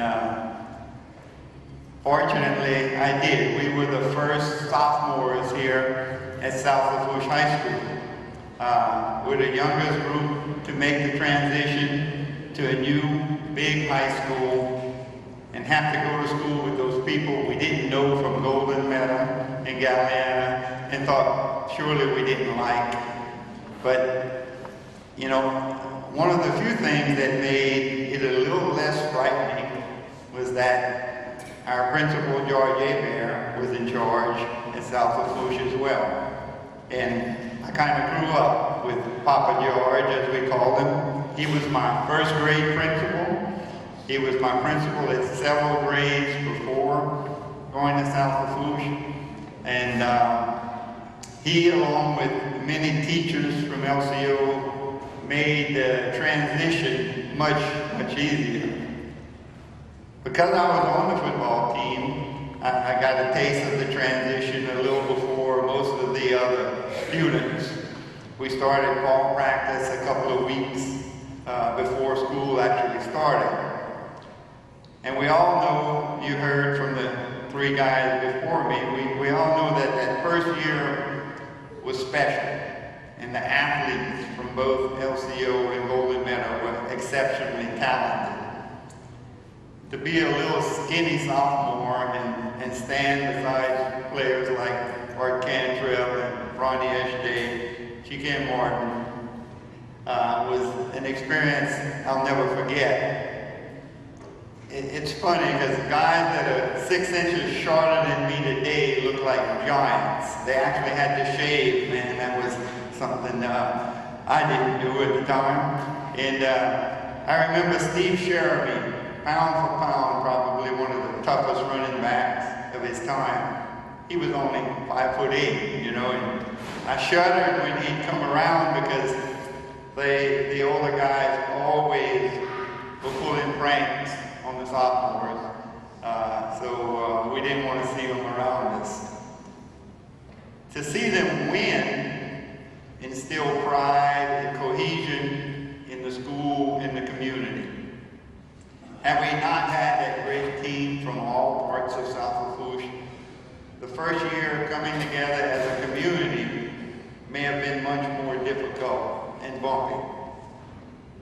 I can't say enough how the teachers, under the leadership of George Hebert and Easton Pete, worked tirelessly to keep our focus on creating this sense of togetherness that first year.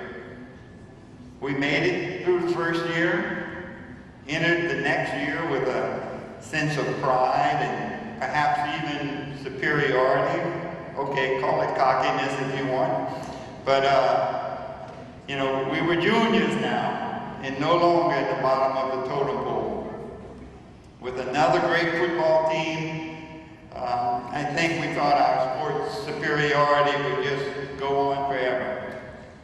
You could start to see cracks in our B team, but we all knew we were South Lafourche, the new kid on the block, and we'd certainly continue to dominate.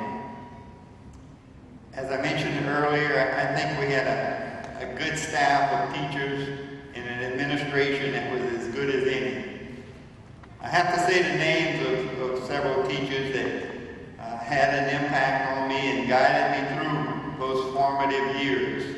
Certainly my coaches, Dan Danos, Ralph Perry, Eddie Blanchard, Roland Boudreau, and Charlie Como were all extraordinary. John and Mary Rabb, Virginia Showers, Virginia New, Danny Rodriguez, Alex Broder, Philip Collins, Vernon Brumfield, Edmund Becknell, Milton Gould, Milton Constrange, Donald Usick, Lloyd Gidney, Roland Thomason, Marjorie Lang, Claude Gautreaux, and so many others, all had a profound influence on my development into an adult, and I can't thank them enough. Then came our senior year, seniors of 69. If you're old enough to recall, 1969 was a time of change. The Vietnam War was in full swing, Woodstock and the peace movement was in the air, and some of the kids were actually trying this thing called marijuana. I couldn't wait to go on our senior class trip to New York to see what a real hippie looked like. That was what impressed me. The Ritz Garden had yielded to the Safari Club. Papa Burgers was selling pitchers of beer to anyone who could come up with the money.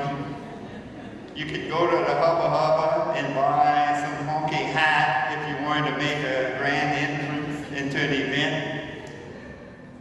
And the seniors of 69 were playing Born on the Bayou on their 8-track tapes, along with Jimi Hendrix, Cream, Otis Redding, Vanilla Fudge, and Three Dog Night. Life was really good. That might be why we had the first losing football season in South Lafourche. And the fans didn't like that a bit. In spite of many distractions, several of the football team members made the all-district team. Wendell Curall, Phil Savoy, Gilbert Mathern, and myself. And Tommy Plazons made both all-district and all-state teams. I wasn't in the honor society, never was elected a class officer, or voted most handsome, or likely to succeed. I guess someone noticed some leadership skills when I was chosen as principal for Student Teachers Day. Or maybe nobody else wanted the job, I don't know. But unfortunately, if there was a category that I excelled in, it was partying.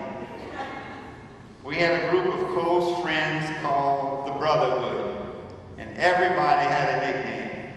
That was Mac, Dorothy Keefe, Gobert, J.O. Hebert, T. Keefe, Stephen Keefe, Boone, Mike Pierce, Lino, Leon Richard, Lugga, Evans Vizier, Clofat, Marty Dewey, and T, me. We had one heck of a senior year, let me tell you. Probably my biggest claim to fame in the partying category was the creation of Senior Skip Day. One morning towards the end of our school year, long before cell phones and Facebook, we were talking in the parking lot, and I got this wild hair and said, why don't we skip school today? Let's call it a skip day. And sure enough, it gained traction as each senior pulled in the parking lot, we coaxed them into, let's go, we're not gonna go into school. And man, they had kids that never done a wrong thing in their life agree to do it. Wendell Curall. Now, Mr. South Lafourche did everything perfect. Honest student. We convinced him to come. Senior skip day. We're going to go to the Lions Club Park, which no longer exists. So that was pretty difficult to hide that initiative because every teacher coming to school saw this line of kids out the Philisac buying wine and beer at 7:30 in the morning.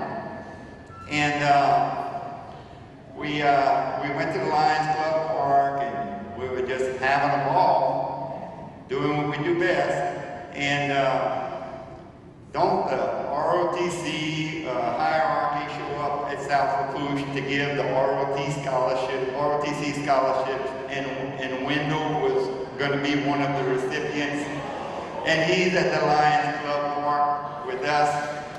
Well, Easton Pete got on it he got word to us, we got Wendell prepped up, brought him to the school. He got the scholarship, so great. We didn't cost him that part of his life, at least.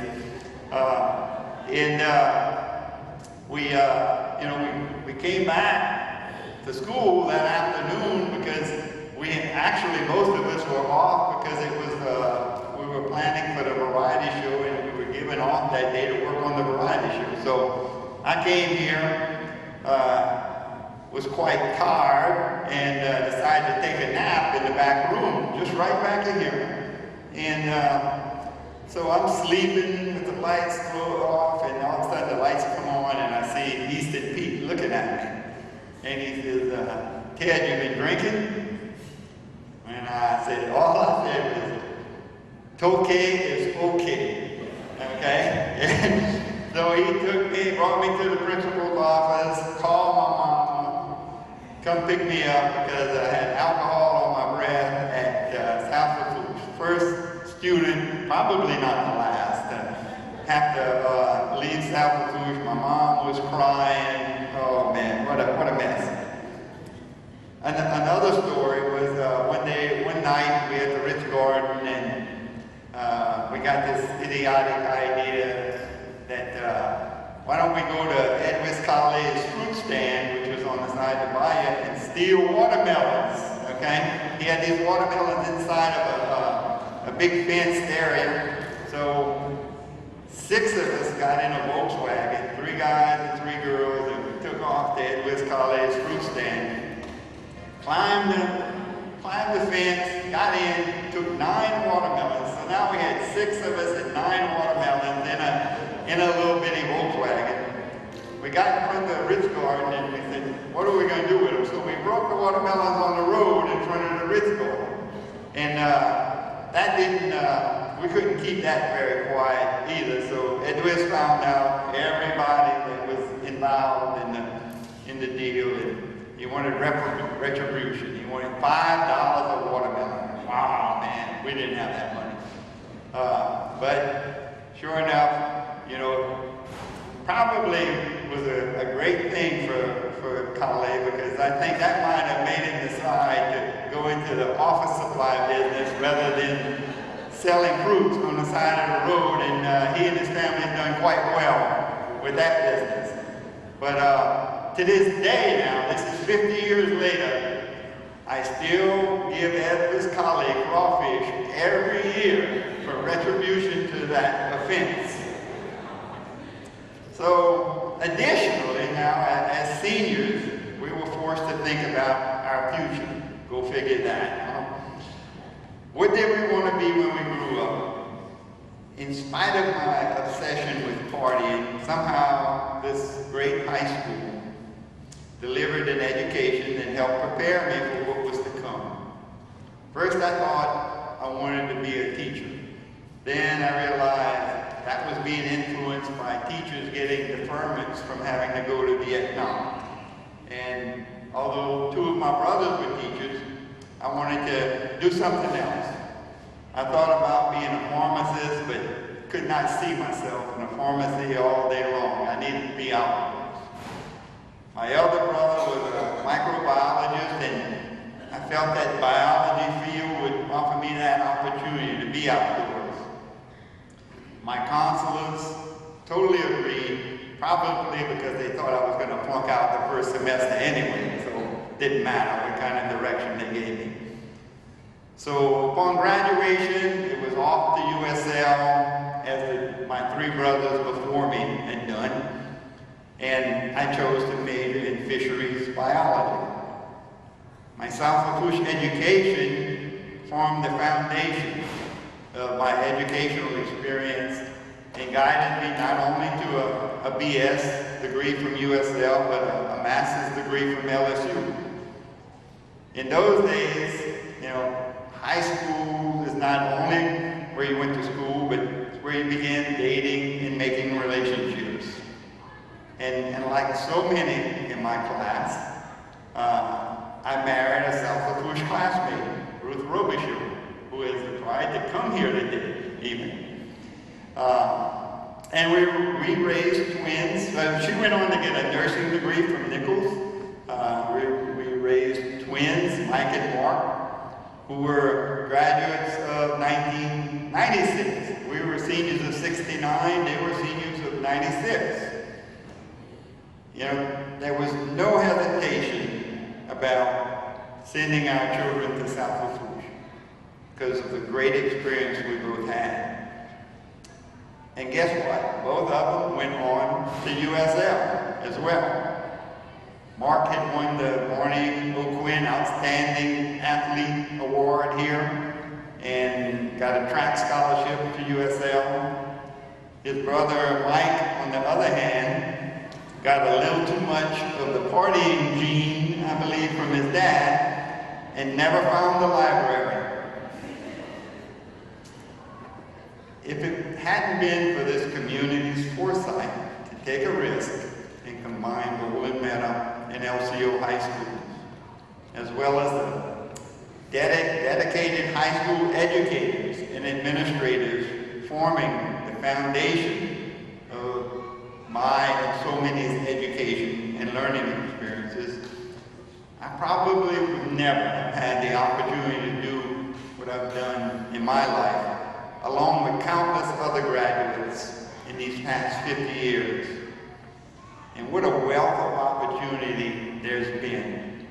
It's still amazing to me that this Cajun South Lafourche graduate has had the opportunity to be a liaison between the fishing industry and the researchers at the university level, has had the opportunity to play an integral role in the formation of this nation's most significant energy port, Port Fourchon, has had the opportunity to be in the alligator farming business. And now as a consultant, sharing these thoughts and experiences all over the globe and being paid handsomely for it. Great. You know, I'm truly blessed, and my story is only one of many that have come out of South Lafourche in these last 50 years.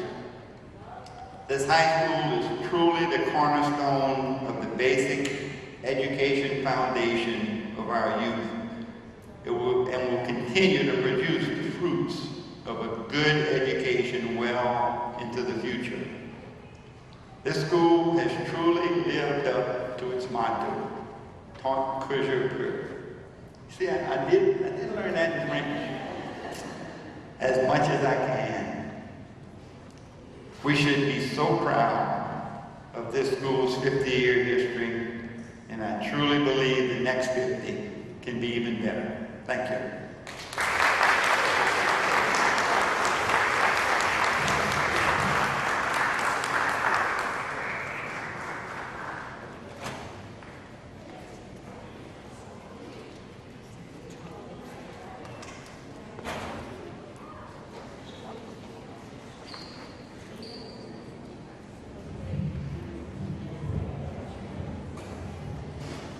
Our next speaker is Mr. Jesse Guidry.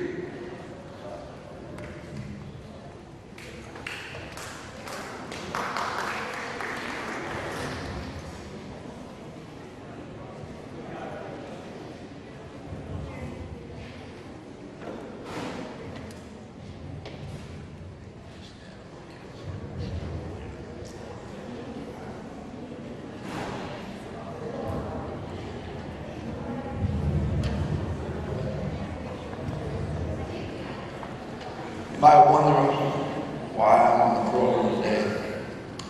Well, my daughter called me yesterday afternoon about 5:30 on my way back from home, and she says, "Dad, one of our speakers backed out." I said, "Well, can you do me a favor and take over?" I said, "What do you want me to talk about?" I said, so I sat down, and just a few minutes ago I started writing stuff, and I ran out of ink. But let me tell you what, when we first opened up here at South Lafourche High School, I served on that committee that tried to get the two communities together. And it was an eye-opening experience. experienced to serve on that particular committee. We did have that problem of naming the mascot, and I remember very distinctly. Prof came in and said, "We've got to get a mascot that's really indicative of the area." And we'd had the Tarpon Rodeo going on for years, and he said, "Let's go with Tarpons," and the Fighting Tarpons came about. Then, as far as Prof is concerned, I served with him many years in the front office. And one thing about him that he taught me while I was there, he said there's always good in every kid. Always good in every kid. He says, he always looked for the good. Oh, a kid could be just as bad as could be, but he always looked for the good. And then we all know that Prof too was a really loved sports. And he looked at sports. He told me one day, he said, "Look," he says, "you know," he says, "sports is just like a class. It teaches kids. It teaches kids to be unified, to be able to go out there and perform under difficulties, persevere." He said, and it teaches them so many things in life that they're going to need. So Prof was really my mentor while I was here. But let me tell you about our classes here. When we first opened, it was hot. We had a student, I recall her name was Susan Horscat. She'd come on the intercom in the morning and she'd make an announcement. She'd say, "The temperature now in B Hall is 98 degrees. Or, she says, in C Hall, it's 102, and so on. So it was very hot. So what I did, I had my seventh period, my last period of class. I was teaching a trigonometry class. And I'd take them out on the front porch with a little piece of blackboard that I found and a piece of chalk, and I'd teach them trigonometry on the porch. Of course, everybody got wind of this, and so everybody was trying to get to the porch first. You know, we'd all run out there to see who'd get there first so we could start teaching the class. And people who knew me in the classroom, students who knew me in the classroom, knew I was a disciplinarian. I had taught mathematics, and mathematics was a very disciplined course or subject. So when they'd come in, I used to tell them, I'd say, "Look, when you come to my class, you get ready. And when that bell rings, I'm ready." I said, "Don't spend 5 minutes at the pencil sharpener." I say, "You know, if you spend 5 minutes at the pencil sharpener, we've got 180 days of school." I said, "That's 900 minutes. Divide that by 60. You miss 15 classes. You miss 3 weeks of work." And I said, "We can't afford to do that." I said, "If I'm going to teach you mathematics," I said, "we need to be on time and ready to go." And they'd get a kick out of that because they knew that I meant business. And I often wondered, too, what type of a job we were doing here at South Lafourche High School with the students. You know, were we preparing them? Well, I had the opportunity. I left South Lafourche. I didn't teach here the full time from 1966 to 1996. I didn't teach it full time over here. I left for 2 years, and I went to teach at Nichols. And I had an opportunity to teach in the mathematics department there. And I was very surprised at what I saw. I knew that we were doing a good job here at South Lafourche High School in preparing the students compared to other schools in the area. And that's what impressed me most. I said, when we got there, some of the instructors at Nichols would say, you must have gone to South Lafourche High School, you know, because they knew that we were doing the job. The school itself, we had, we were playing in the playoffs. I remember this is something.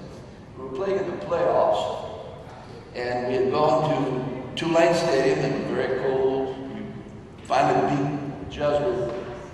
Scores were 13-13, but we beat them on first down. At that time, you didn't go into overtime or anything.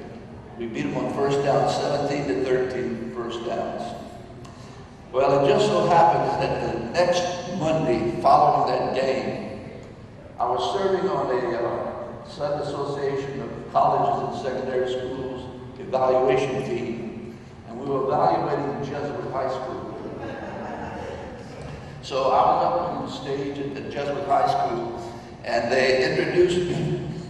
They introduced me as Mr. Jesse Guidry from South Lafourche High School.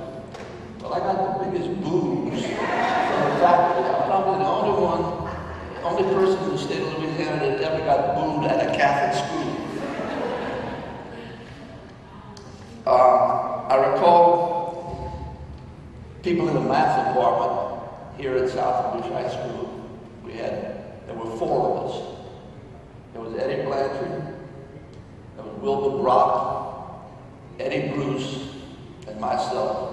Unfortunately, the other 3 gentlemen I mentioned are no longer with us. But we were the math department. We had, I was the sponsor of the Science Math Club, along with Ellen Grove at the time. And we did well that first year we were here. We had 2 people placed, one in mathematics and one in the science area, in the medical science area, at the regional science fair at Nichols. Clyde Doyle placed in mathematics. I recall his project was Solving 1967. And it was just something I had shown him to do, something we worked with in taking the digits in 9, 1, 9, 6, and 7 and trying to come up with 1 through 67 using various mathematical symbols and stuff like that. And he placed there, and Mary Ellen, who eventually became a medical doctor, she placed in science in some kind of a medical project. One of my experiences was being a senior sponsor back in 1974. Well, if you want to enjoy a Caribbean cruise, take 93 seniors with you and 5 chaperones. And we were cruising along, and we got on the ship, and I kind of let them do what they wanted for a while, and then I told Lynn Pierce. Lynn and Ann were with us. They were sponsors with us. And Laura Champagne at the time. She was a sponsor. I told them, I said, look, I said, let's call them in. Let's have a meeting. So we met in the back part of the ship. And I told the kids, I said, look, you know, it's time for you people to get out, have some fun. Talk to people on the boat, I said, meet people. I said, look, we're coming into San Juan, Puerto Rico tonight. I said, and we're going to go to the Americana Hotel and eat, and then there's a show. Well, we went to the Americana, and there was a show. It was a topless review. It was, I mean, it was in good taste and all. After the show, a couple of boys came to me and told me, they said, Mr. Guidry, I'm glad you told us to come to this show. I said, boy, don't you go tell your mom I told you that. So it was an enjoyable trip. Then there were times over here we had the boucherie. Oh, Prof loved the boucherie. Oh, he loved them. I'll never forget one day, we were having the boucherie, we had a couple of pigs, but the pigs weren't that big.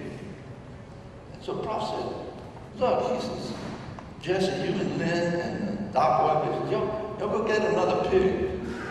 So we said, where, Prof? He said, right there, Bonnie, he got pigs. Yeah.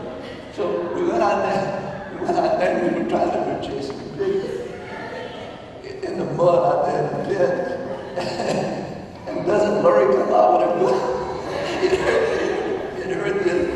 So we finally, we give him, we said, look, he said, Prof told us to come get a pig. He said, oh, that's okay. He says, take the pig.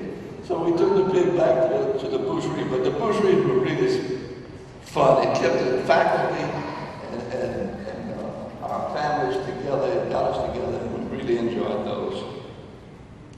And I had an opportunity to serve with quite a few principals, with Prof, with Doc, Thomasy, with Lloyd. In fact, I think I served 1 year with Beanie, if I'm not mistaken. And these gentlemen were great principals. They had their own style of management, but they did what they had to do to keep this school going. And I'm proud that we're part of that particular group. And I'm proud to have been part of South Lafourche High School because I feel that South Lafourche means everything to the community. South Lafourche High School means everything to the community. And the teachers we've had here have been excellent teachers. Excellent teachers. So again, thank you for coming this morning, and have a good day.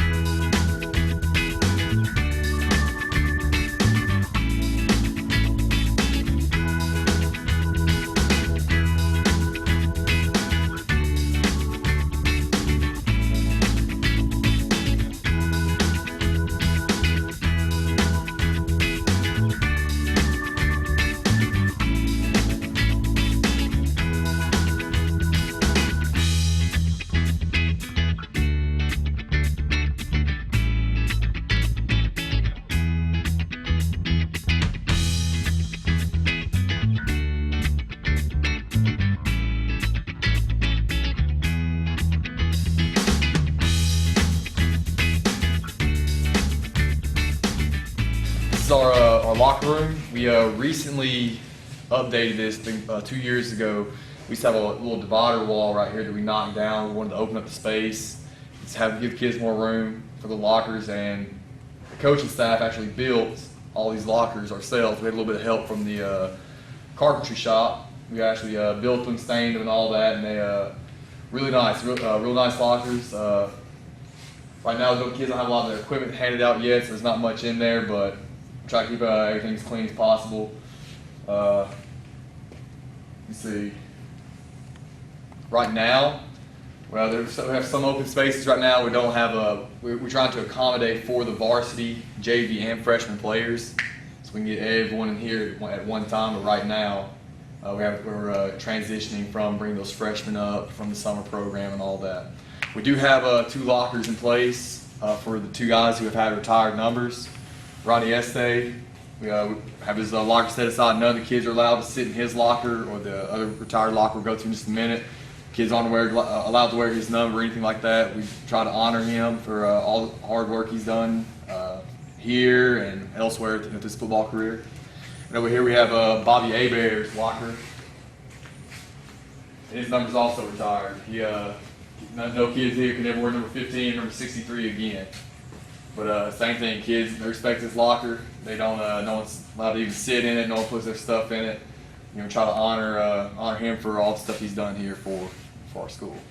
All right, you kind of pardon the clutter a little bit. That just shows we're hard at work right now trying to get prepared for the season. We have this is our coach's office. This is where all the assistants work, and our head coach, he spends a lot of his time in here too. Just trying to prepare and everything for the season. So we have different computers and all set up in here to try to help us tag film and prepare for all the upcoming games, all the upcoming teams we face this year. And so where a lot of the hard work begins in here. Do a lot of spend a lot of time here. Try to keep it up, keep it nice. We've at the same time we updated that part of the locker room. We updated everything in here. We've all new desks. Trying to get some more computers so every single coach in here can have a computer. In the past, we've had to go to other parts of the school to do our work. Right now, we're trying to get to where all the coaches can be in here and get our work done, and keep everyone together as we prepare to face everybody this year. Okay, let's go to we go to the freshman locker room now, and this is actually one of our little meeting rooms too. This is where the freshmen have been staying for the summer, and eventually we're thinking about transitioning them from in here to the main locker room. This is also one of the main places we watch film. We have the kids bring up their chairs. We can get on the board with them. We can draw up plays, we can draw up schemes, everything else we need to do. Plus, we have a projector up here. We can project all the stuff we need to watch with film, with technique videos, or anything else we need to do in here. A lot of technology to help us get the stuff done that we need to do. Plus, we have different couches and chairs just for the kids to lounge and hang out sometimes because they need to relax every now and then whenever we finish up practice or getting ready to go to practice. Kind of let them wind down and prepare for the task at hand for that day. Okay. We'll probably go to the weight room now. How's it going?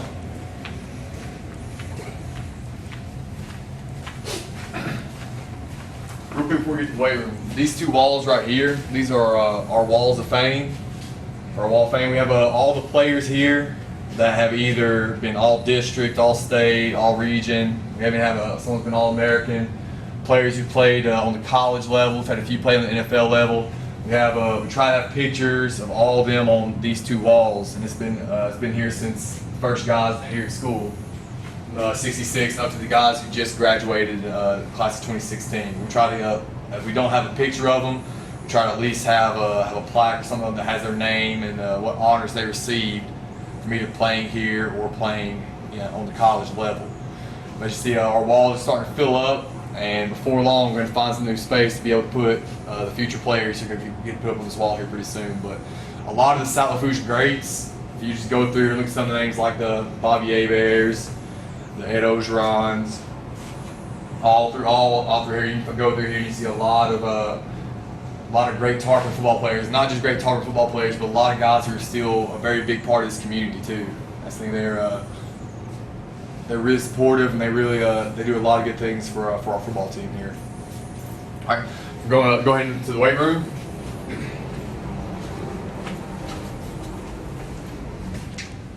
This is our weight room.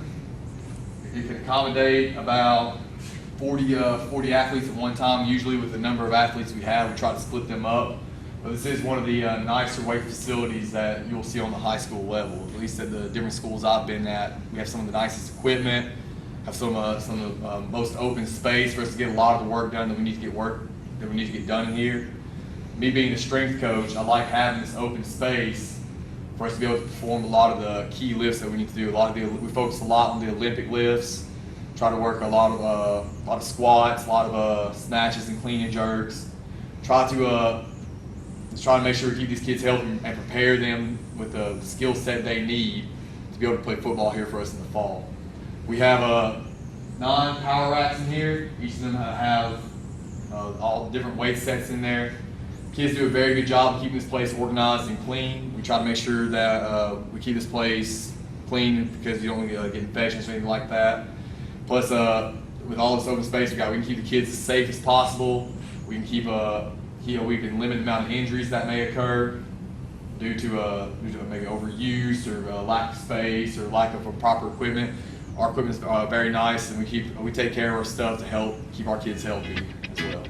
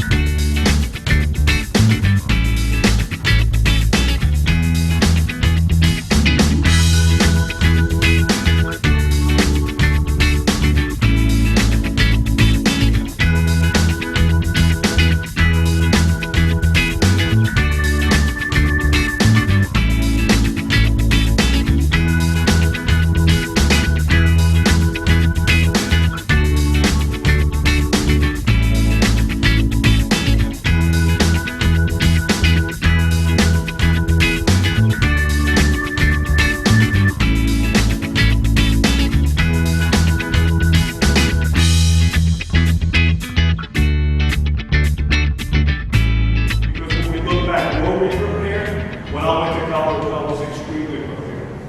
I was very blessed. And I didn't have to work hard at all in college to continue to be successful and do the things I had to do in the classroom. So God bless all of you who were the teachers here and who dedicated yourself and who were part of our life when I was growing up. Too many today. Too many today. Too many today.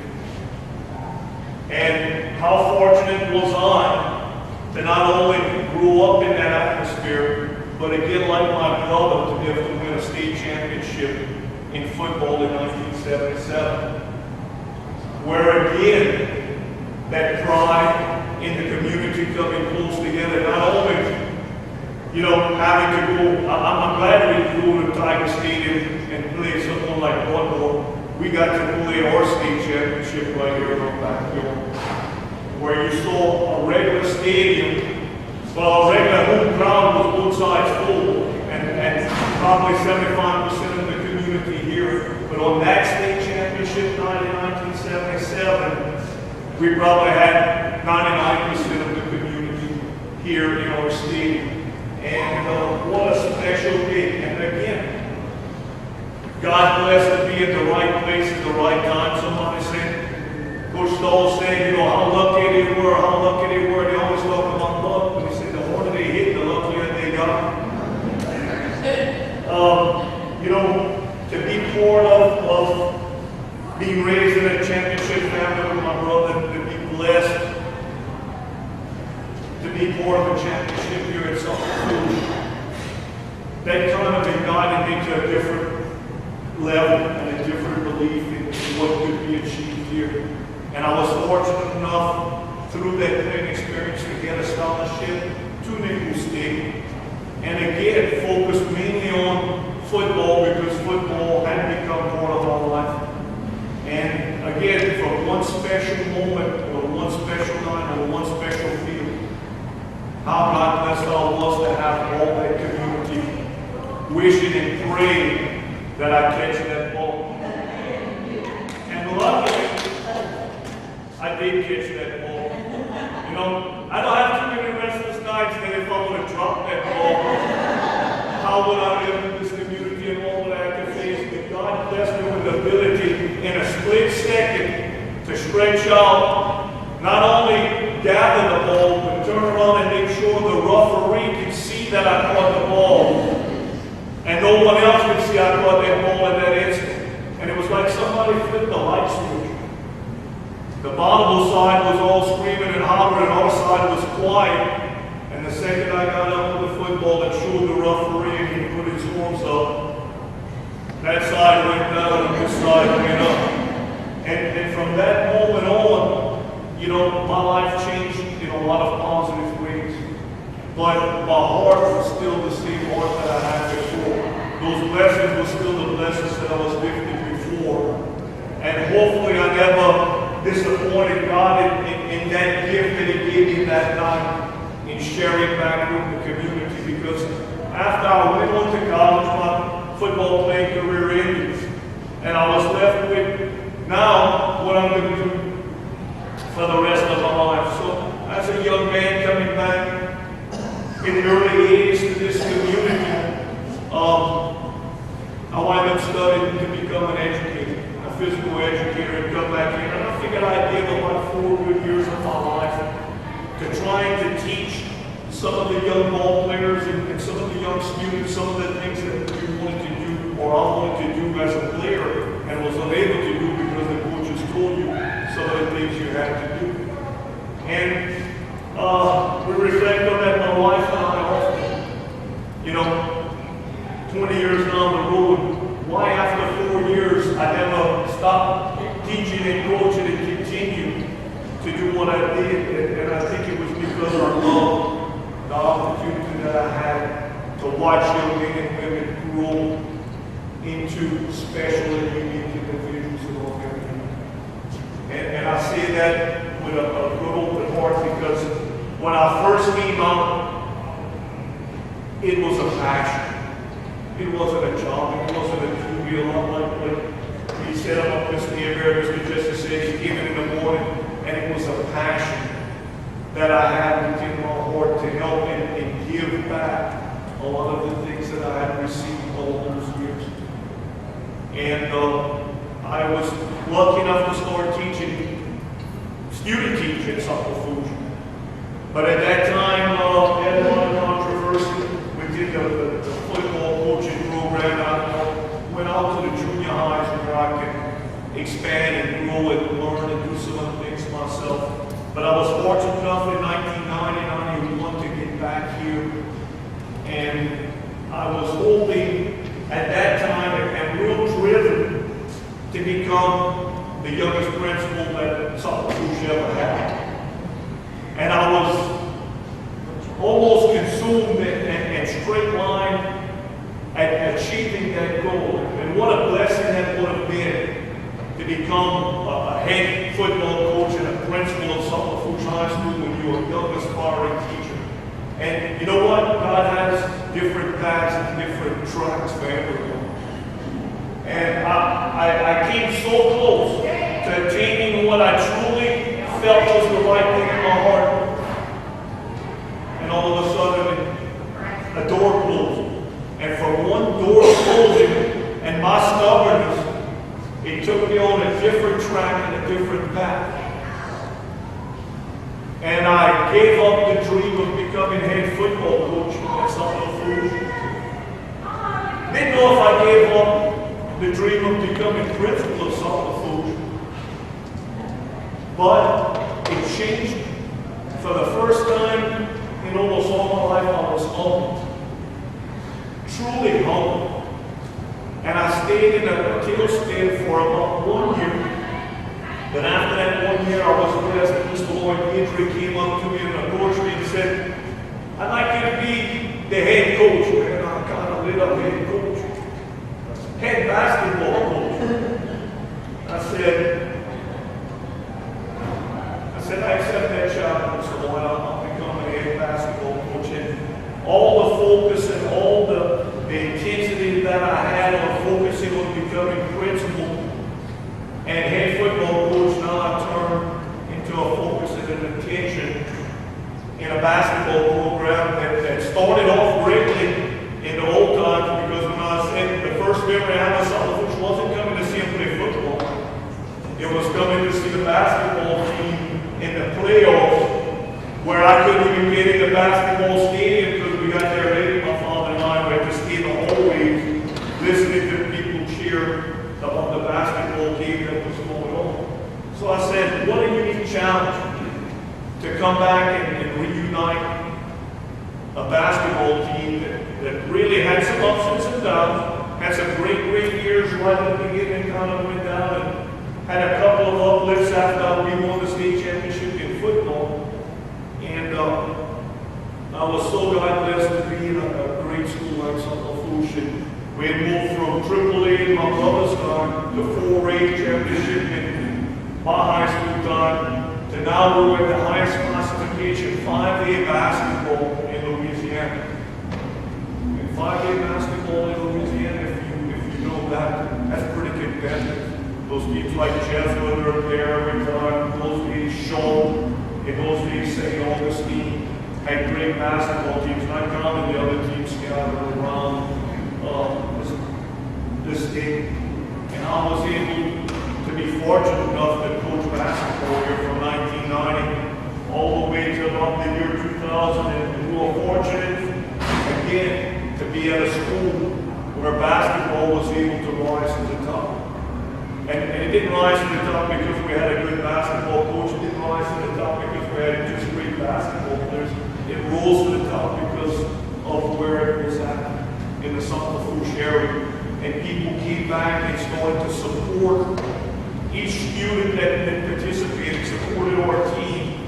And again, how God blessed we were that in a small town like Gallia, we had a basketball team that was able to achieve something that very few teams, not only in Louisiana, but around the nation, who were able to compete for, 3 straight Final Fours, who were lucky enough to make into 1 state championship and 1 runner-up within that time. And when you're competitive like I am, you say, boy, I wish I could have been the head football coach at that time. to see how many championships we possibly could have been. But again, God had a different plan for this area. But again, those lessons continue to shine. And not only was I coaching at that time, but my family started to become part of this school. And my two older daughters were able to be part of this school. When I transferred from basketball to assistant principalship and was able to, again, sponsor classes, decorate for prom, all the fun things that teachers and sponsors do. But again, with the pride of knowing that now it was my children that were having an opportunity to be part of this beautiful place. And as that happened, then the real reward of seeing how special a place this was and them getting their education. Now one is a nurse in the Thibodeau area and doing a fantastic job. The other one's working at Nickel State. She has a degree in education and is working as an advisor for the nursing program at Nickel State University. And these girls learn that all from the teachers that we hear. Learn the things they have to learn, do the right things. And 11 years after, fortunate enough to have a young son who now is a senior here at South Lafourche High School on the 50th anniversary of everything. So God does have a special place in my family here. And to see my son growing up being part of the National Honor Society Student Council swim team is just another drop of God's blessing. And knowing that the decisions I've made in keeping my children here as part of this community were probably some of the greatest gifts that I received in all my lifetime. You know, a lot of people say, well, now you're getting older. First 50 years I might have lived not too well. But I was very God blessed. What's going to happen the next 50 years, I really don't know. As a teacher, often I would say if I could live to 65, I would live a good life. When I'm standing up on the stage today now, 121 would be a pretty good life. So things do change, but those blessings continue. And when I said a light, when you focus and you believe and you have the force of God with you, He continues to shine that light and cast in a positive direction. I was, God blessed, to become a principal, not at South Lafourche High School, but in the only Catholic school within the community, Holy Rosary. I have been, God blessed, to be in that location. And I was fortunate enough after being principal in that location to be asked to be principal of South Lafourche High before I became wanted to be principal here. So God does have a good sense of humor. The day I was retired as a teacher here, He offered me the position I always dreamed of. So again, how God blessed I've been. Right now, my biggest headaches when I look at Mr. Thomas C. and I look at Mr. Gidler, I look at some of the other principals here reach me about right here. And they're wiping their nose on my pants instead of punching me in the nose or knocking me down or doing everything else, But the one thing, I did learn a value from everyone that I was around is to respect one another and to believe in one another and to trust in one another. And I think there's no other place in the world that people love, care, trust, and believe in one another like here. And a lot of times, when we send our young children out, we might speak differently, we might have an accent, we might do a lot of things differently. But if they believe in themselves, there's nothing they cannot achieve in this world. I don't care if they go to California, I don't even care if they go across the world, I don't even care if they go to Canada, where there's nothing they can accomplish because of what you instilled in them. What you instilled in them, the belief in themselves. And a lot of you are fortunate enough to have your children travel out of state, and you watch the children blossom wherever they were planted, some in Florida, some in California, some in Texas, and all their children achieve fantastic things. Why? Because of you and your belief in what you send them off in. So So I pray that the next 50 years of school for Sumter Food as well or better than the first 50 years did for Sumter Food. And I was, God blessed, to be part of this place. And He's continued to bless my family for sure as being part of this school. And hopefully He continues to bless your family as being part of this school. God bless you all. Thank you. Keep God in your heart. Keep this school in your heart. And I love each and every one of you. Thank you so much.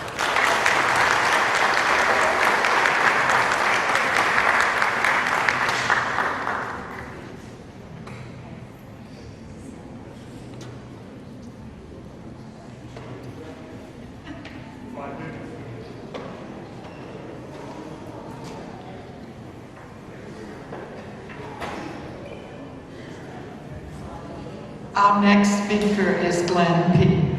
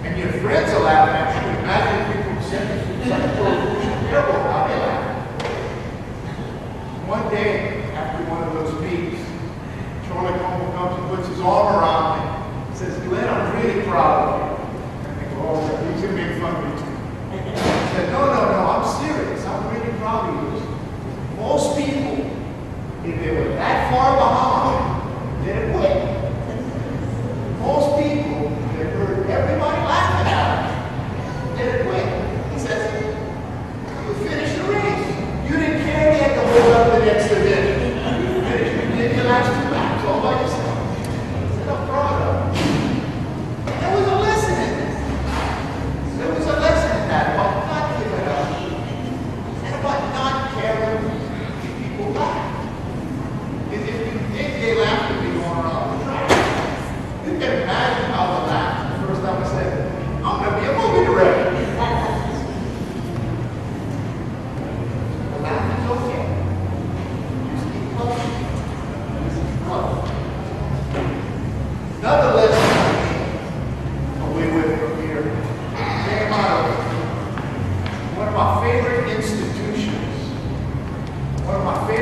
events, and I don't know if it still exists here at South Lafourche.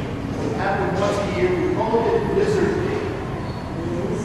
Blizzard Day. You never knew what day it was going to be. You'd be home, waking up, trying to get ready for school. Before they had text, the phone would ring. Pick it up and you hear Blizzard Day. Click. And that meant you had to go get a grocery bag. I think the grocery bag was so big. Get a grocery bag, and you get to the bus stop, and catch as many lizards as you could. You know the little chameleon lizards change color, the little red handkerchief? You catch as many as you could, and your friends are doing the same thing. And you get to school, and you got that bag tucked in your pants and start wiggling around. And you get up, and when nobody's looking, you turn it upside down and you shake loose the lizards. Now, imagine you have 2-3 dozen young boys who really ought to know better. Doing that all the same thing. And lizards everywhere. There are lizards everywhere. Every now and then you walk down the hall and you hear somebody go, now, I'm 60 years old. I realize now how stupid I was. I realize it's probably not something we should have done. And I realize if you remember Peter, you probably think it's a hangover. But at the time, we thought it was great. And the lesson there is, I thought about myself with 3 or 4 businesses. But when we all work together, everybody gets involved in something that works together. And this was not something we claimed to get credit for. You know, so everybody's anonymous. But everybody's on the same team. Everybody's and we did something which they didn't look at that as stupid, but everybody we thought was better. We thought it was stupid. And we wanted to do something that was really cool and really phenomenal and hopefully better for society. The Blizzard Day was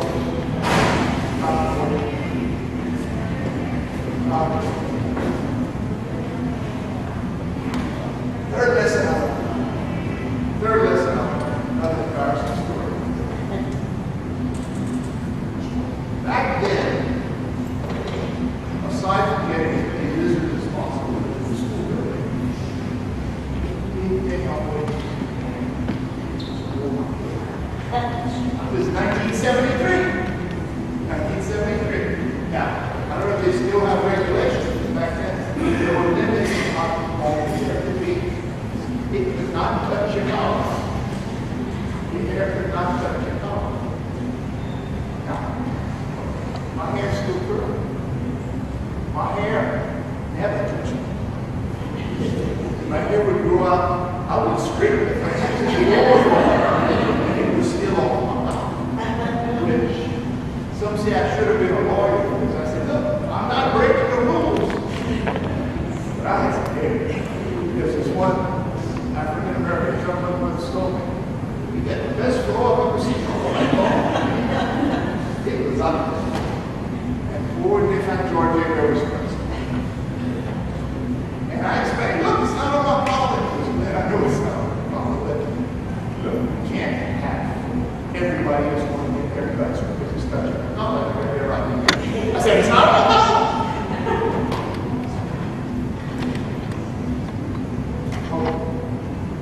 went back and forth. Every time I try to walk, I take the wrong way to class or near the office and everything. You know, it gets small. Like I said, I work on stage. I used to do the lights. My sophomore year, I started learning different boards. I think I used to be little switches and everything. I worked the lights and stuff. My junior year, I got to bed. I was like, my senior year, I ran the stage. I knew the inside and out. Sure enough, short year here, lost my patience. Going home,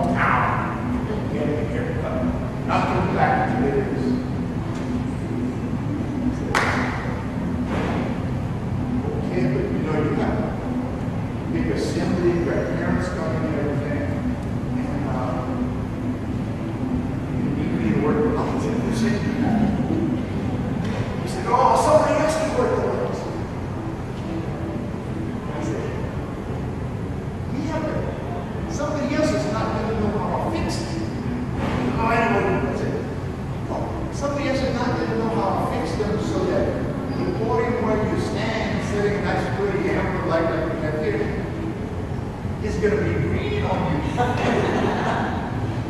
And people are going to look at you and say, oh,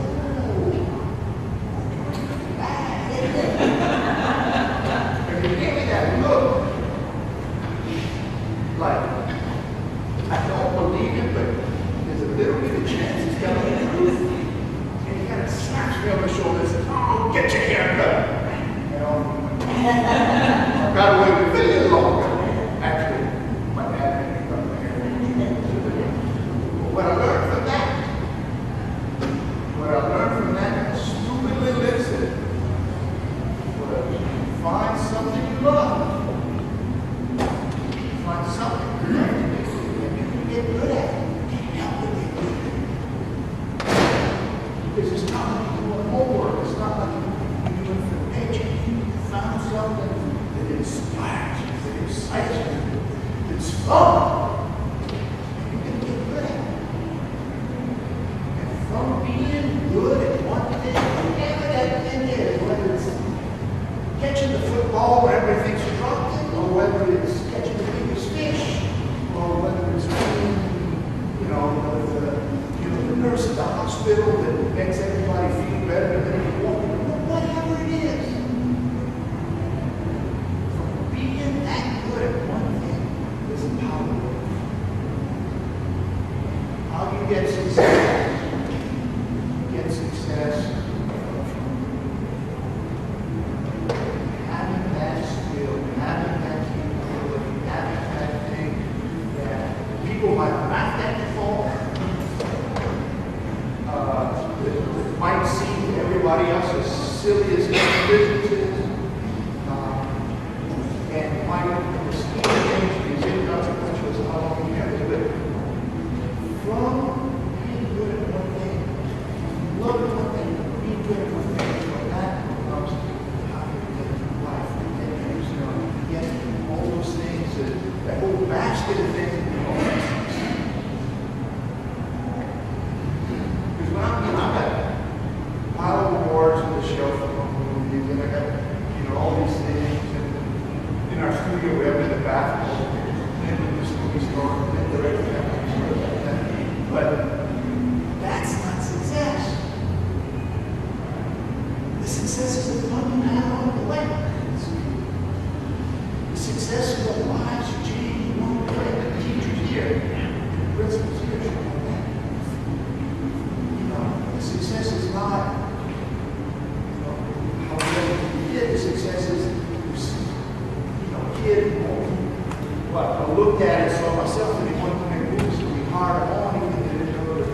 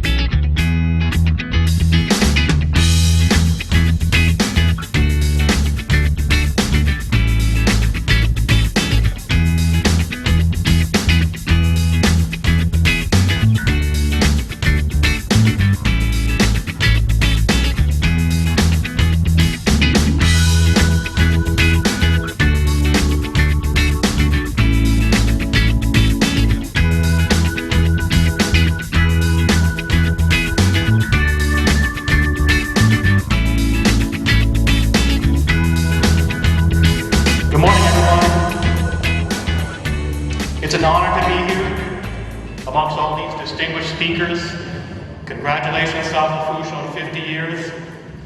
I gotta tell you, the last time I was right here, Lily will remember, I was standing in front of my graduation class of 326 students who had entrusted me to be their representative in delivering the class address.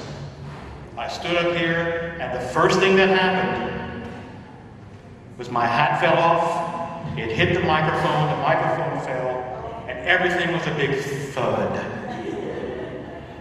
So much for that. I hope today is a little bit more auspicious.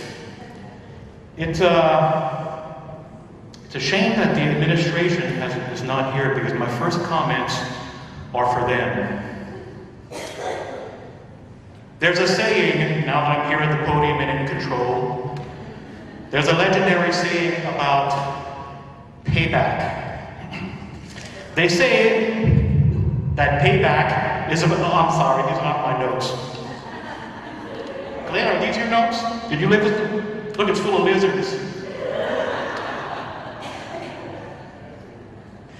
I will begin a story about the first administrator of South Lafourche High School, Mr. George A. Bear, and the day that not many people remember, not even Suzanne. It's the day, the one day in our 50-year history that we were not the Torpins. Our mascot was actually something else. Let me tell you about this story. My classroom, my homeroom classroom, was right up there upstairs in the auditorium, so I know this firsthand. I was listening adroitly. I knew exactly what was being said. It was the Friday morning of Scott and Bobby Hebert's championship season. It was the day we were going to play Bonneville in the state championship. And our principal would interrupt roll call a couple of times in the morning to lead us in a cheer over the intercom. And you know these kind of cheers where it's give me a T, give me an A, give me an R, ... give me an S, go Tarpons. And then you repeat the letters in rapid succession. Well, George was a little bit excited that day, just like all of us. And he repeated the letters in rapid succession, T-R-A-P-O-N-S. So for that one day, ladies and gentlemen, that one day in our 50-year history, we were not the Torpins, we were the Fighting Trappins.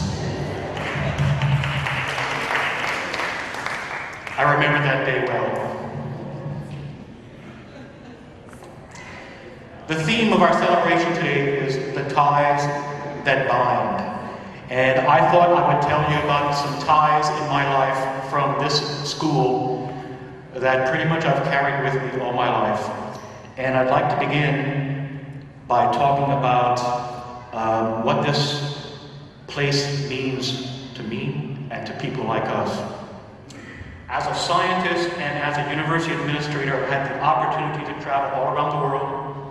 I've been to Cold Spring Harbor Laboratory, I've been to the Salk Institute in California, I've been to Cambridge, I've been to Oxford, in England, not upstairs in Massachusetts. And every place I go, it's unbelievable. Every place I go, there's somebody that sees my name, or somebody that hears me talk, or somebody that sees I can't control my hands when I'm talking, that I have to use my hands. And they always say something like, oh, Douce, Cajun, or Lafourche, or South Lafourche, or Dufresne's Bakery, or Randolph's Cafe. It's amazing how many people around the world claim to have eaten at Dufresne's Bakery or Randolph's Cafe. But the point is that people recognize us, and they recognize us because we're from the Bayou. We're from this non-community, this non-township called South Lafourche that was created when this school was created. And that is a binding tie. That is a tie that binds. I'm going to use the term binding tie like Charlton Heston in the Ten Commandments. You remember this story?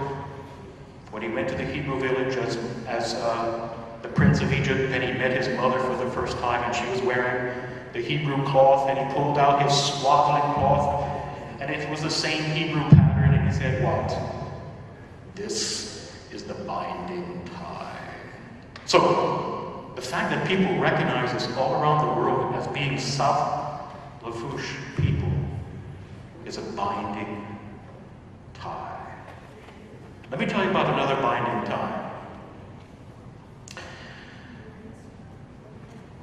Some of the most important people in our life from this high school are teachers. Some of them are in the audience. One is right there. There's a couple of them back there. These were my teachers. I'm going to tell you a story about one of my teachers who came to here today. And I'm going to tell you about it because it was a great binding tie for me, and that he's not here to hear how much of a tie it was. But to tell that story, I have to go back a few years. I have to go back to 7th grade, which didn't occur at this school. 7th grade for me occurred at Golden Meadow Junior High School, down the bayou, as the people in Oxford might say. 7th grade was tough for me and my sister and my family because less than a month after school started, my dad passed away. His rheumatic heart was a ticking time bomb, and the time had come. I was in 7th grade, so it was tough for me. But while my dad was alive, he had always wanted me to do a science project for some odd reason. So, that school year, my other sister, not that one, my other sister taught me how to solve chemistry problems. And she taught me how to balance acid-base equations and how to use a slide ruler. Anybody remember what a slide ruler is, Glenn? Yeah, okay. So, here I was, 7th grade, standing behind my boards. The judges came by. I played with my slide rule. I showed them how to use it. It was really easy. 30 minutes passed. They came back again. 30 minutes passed. One guy comes back. And then he comes back again at the end of the day. So somebody was really interested in my project. And when school was about to dismiss, the principal announced the winners of the science fair over the intercom, and first place went to, the guy with the slide rule. And this was not a victory for me so much as it was a victory for all 7th graders. Because somebody from 7th grade won first place, and 9th graders won 2nd and 3rd place. So this was a victory for the whole 7th grade community. Well, that person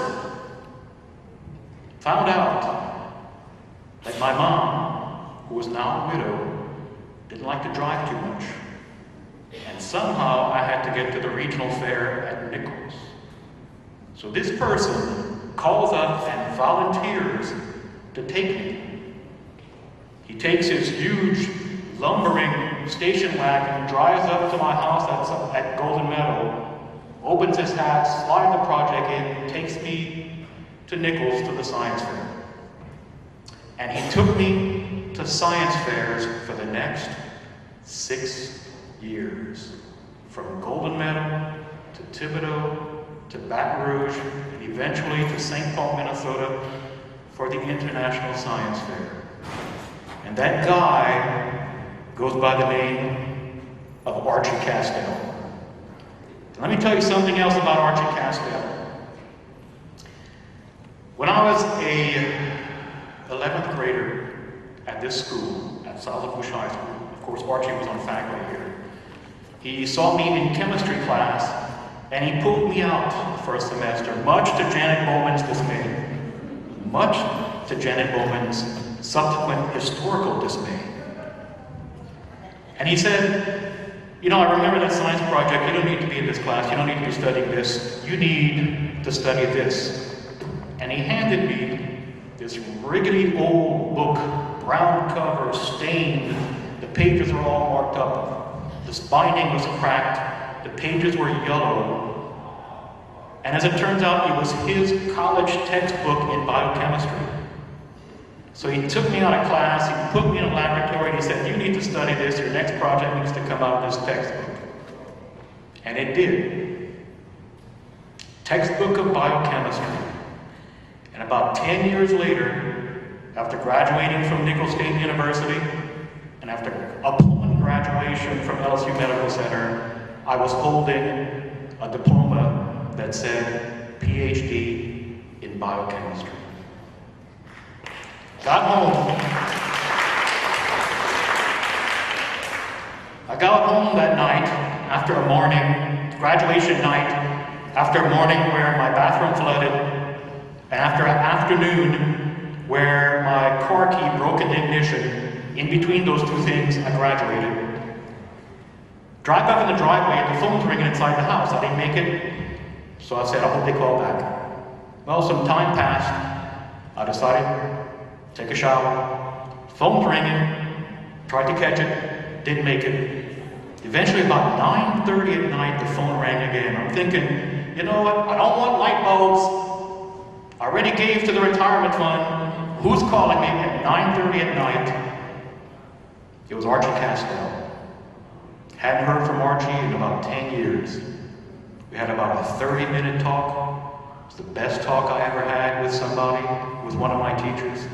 He remembered the textbook. We had a nice talk. I envisioned him on his recliner, one hand cupped on the phone receiver and the other hand cupped for something else, and you all know what I'm talking about. And I envisioned him as we talked for 30 minutes and shared very kind comments to one another. And I told him how meaningful his impact was on my career. And that was the last time I talked to Archie Castell. But it's things like that, and that's just one example of all the great influences I've had from my teachers. It's things like that that make students fortunate, that make students lucky, and that leads them to success in finding their careers. And once again, I was incredibly fortunate of having meeting this person and all my other teachers here at this high school. And years later, now that I'm on faculty at the Nicholls State University, I'm finding, now that I'm reflecting about what to say at this event, I'm finding that I'm doing the same exact thing for a new generation of students. As director of the honors program, I'm taking students aside from various disciplines, handing them something to read and saying, this is what your thesis needs to be on. This is the project you need to do. So hopefully that influence that Archie gave to me by pulling me out of class and showing me a new way is what I'm imparting to students in my career at Nicholls. Well, ladies and gentlemen, I thank you very much. It's been a pleasure. I want to leave you with these thoughts. If you are anywhere in the world and somebody says something like, "Do say," or "Bayou," or "Salafouche," or "New Friends Bakery," I want you to say, join me in saying, "That's right, baby. That's right." Congratulations, Salafouche. Thank you very much.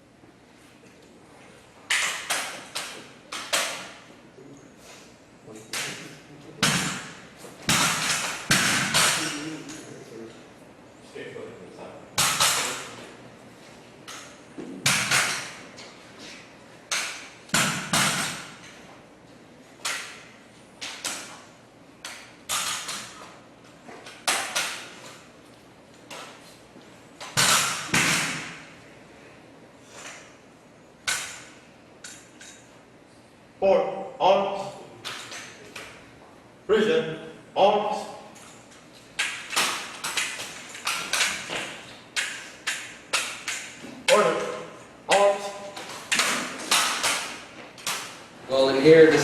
room. This is where we keep all our drill rifles, all our arrow rifles, all right here, all 15. And this is our drill rifles we use for color guard, is it? Alright, it's for color guard. All these is the American Legion rifles. This is what we use for whenever we do funeral details around the community. All right here, all the drill rifles. Each is approximately 8 pounds. We use them to do top competition for regulation. We practice like every time for 2:30 to 4 o'clock after school, and we go compete against other schools to try to get a place for first or second or third. We try our best. So, and in here, kept it locked. But in here has the CO2 rifles that we use we practice for rifle, and that's why we have the shooting range. So every time after school, whenever it's a rifle season, that we get these CO2 rifles, bring them out on the range, and first off, we zero in, so we get to check to see how our shooting is. Like if it's it's like near bullseye, and they're all closed up, then we know that we're good. But if they're all scattered around, then we need to zero in once more so we can try to get them all clustered in. And in this safe right here is the ammunition safe that we keep all our blank rounds so we can use them in the funeral detail and all our pellets. This is where we keep all of our trophies from competitions. They have them from years going back. I'm not sure how many years, but we have a lot of trophies. We keep winning them every year. This is our supply office. I used to work in here. In here we keep every piece of supply that we own, mostly clothing, which we issue out to all the cadets every year.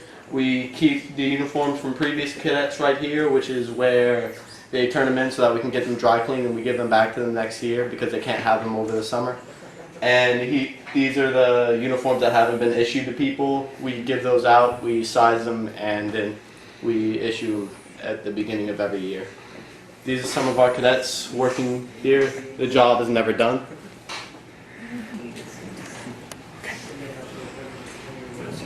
These two rooms are classrooms. This is the first sergeant's classroom. We use this kind of like a staff room and most of the time, but also whenever he wants to give a lesson, the cadets come in here. This is where most of our computers are. And in the other classroom is Sergeant Beale's classroom. This is where the cadets usually come because Sergeant Beale is the one in charge of teaching the Let Ones, which are the freshmen, and he also usually takes in the sophomores, juniors, and seniors. So this is a class that pretty much everyone here calls home, and we come here pretty much every day. We have our locker room. We use this for most cadets. They come store their stuff in the locker, so it's easier to access from this school because it's just such a long distance. And some other classes, they have, weird class schedules. I know I'm a personal victim of that. Right here, we keep all of our color guard equipment, our flags, all the, excuse me, all the equipment we need for color guards, such as harnesses, extra flags, extra poles, everything you need. Got a few paintings up there. This is a good thing. Next up, we have class. We have it's a little storage room. We use this as to some cadets. If over the weekend you have a detail, we can come hang our uniforms up in here so they stay safe. We know where they are. They're always protected at all times. We usually store extra stuff. Like for example, they have this right here. That's really all we use it for, is just storage, extra stuff in case we need to use our uniforms. The cadets do here in the Junior ROTC program, not only do drill team, rifle team, color guard team, we have a Raider team, which is similar to an Army Ranger team, and physical fitness teams, academic and leadership teams. They also do a lot of community service. They provide color guards and funeral details to the community of South Lafourche here in this area. I'm just coming down myself from St. Mary Parish after 17.5 years, so I'm glad to be aboard here, glad to work with everyone, and we're starting a website now, so it will serve two purposes. Number one is to kind of help with the paperless society, get the information out to the parents and cadets, and the other reason is because we're doing the presidential community service where we actually get awards for these cadets to recognize them for their years and hours of community service.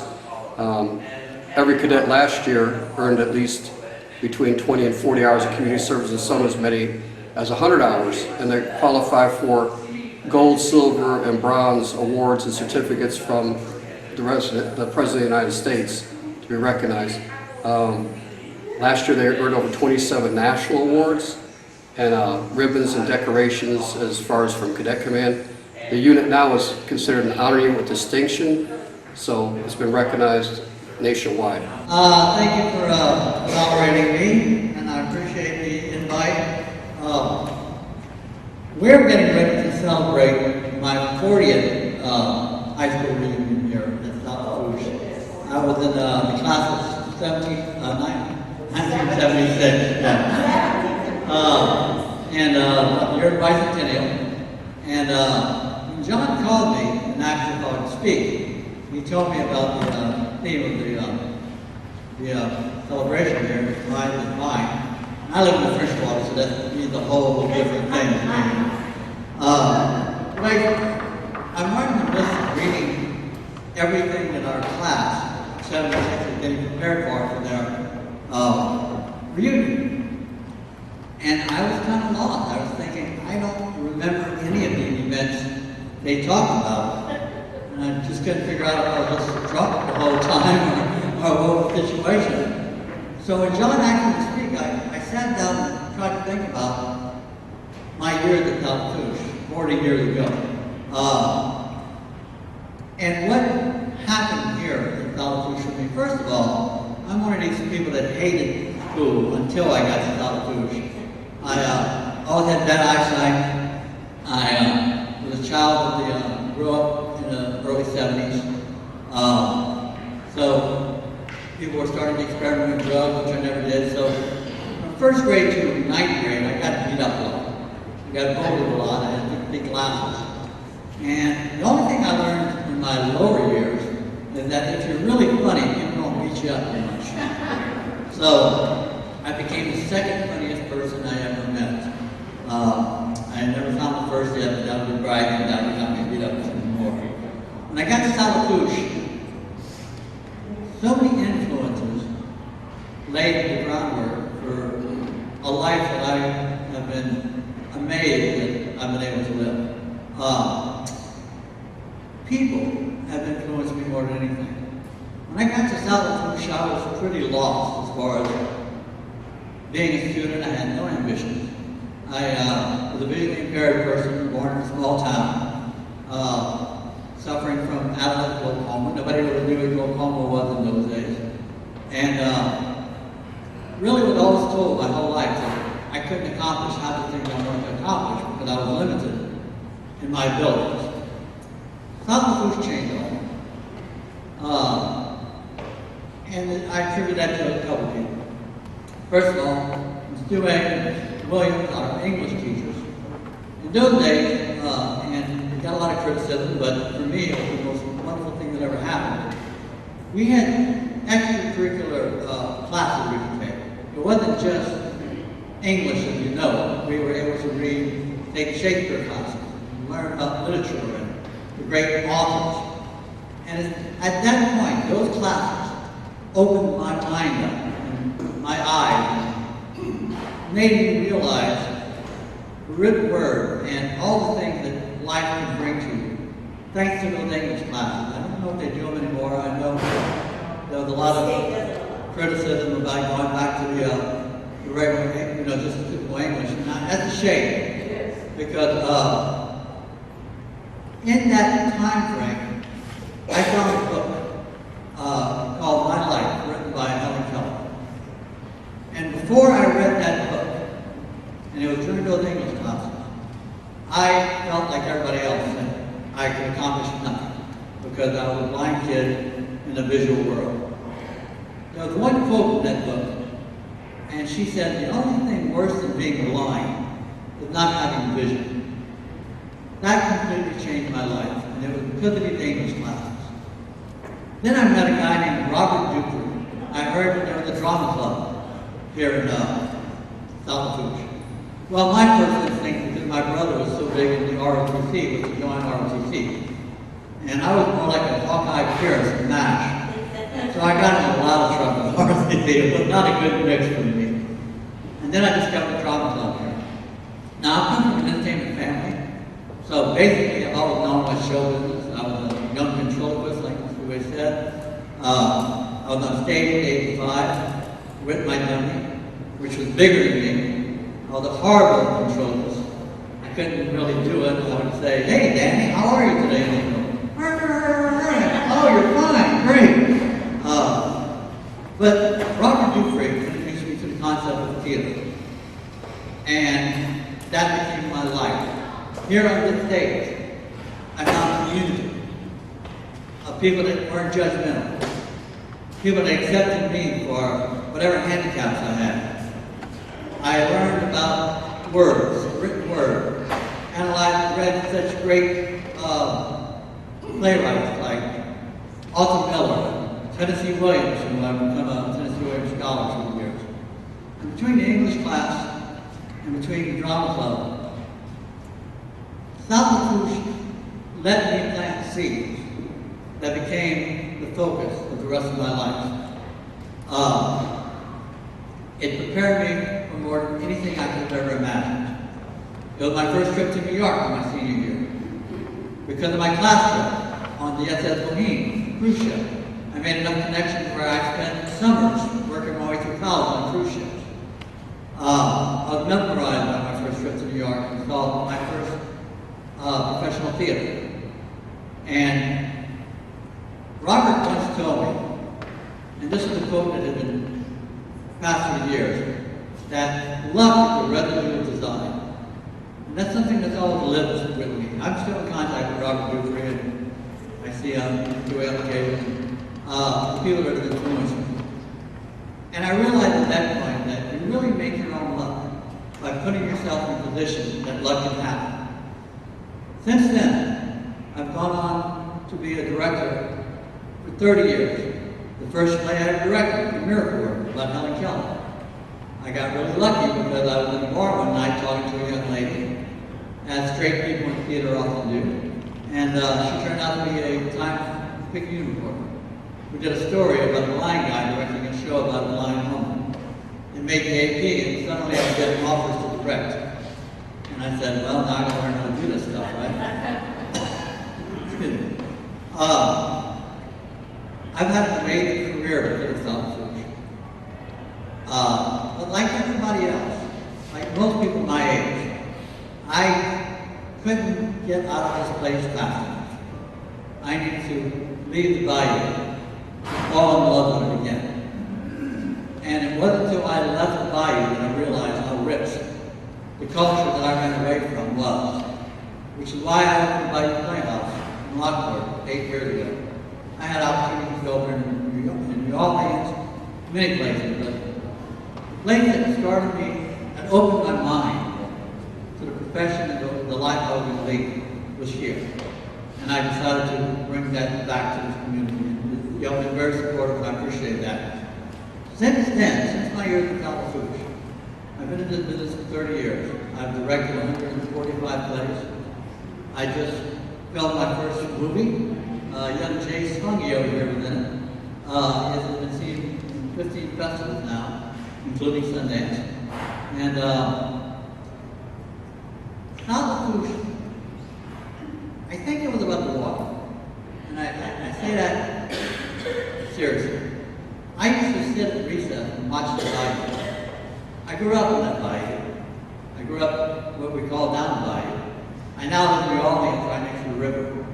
There's something about the flow of water and the mud, and being from an area that is live with wildlife, things that live in the water. It's I think it's what runs through my soul and creates my art. Tennessee Williams, some of his most famous works are in New Orleans, right on the river. When people ask me about South Lafourche, the thing that I remember is not South Lafourche was the greatest time of my life, like some of my friends say, but South Lafourche literally laid the foundation for what I wanted to do. I'm a blind man that works in a very visual profession. and have been successful in doing profession. And it all is because of these teachers here. You know, I always thought when I was in class here, if I could have all these teachers actually work with me, I would be amazed. And I took that with me. If I have any success in my industry whatsoever, it's because I surround myself with people who know more than I do. And I let them do their thing. And I learned that here, watching the teachers here at SLHS. I always thought the best thing to do is surround yourself with people that are knowledgeable. Everything started. I remember getting in trouble, in lots of trouble, in not just doing class, but another English teacher's class, but I was not very smart about. And she once told me, she goes, "You think people are going to just pay you to be funny?" Well, I invited her to my first comedy show. And literally, in a packed house, and I was getting paid to do stand-up comedy. And she sat on the front row and was very excited that I contributed my comedy career to her. Because, yes, I did believe that people were going to eventually pay me to be funny. All she did was put me in front of the class whenever I was bad. And I'm thinking, really? You're giving me an audience here? This is not going to stop me from getting bad. This is great. A lot happened in the years since SLHS. Please excuse me, I'm finding it hard to get words out. I'm recovering from a double stroke I had last August.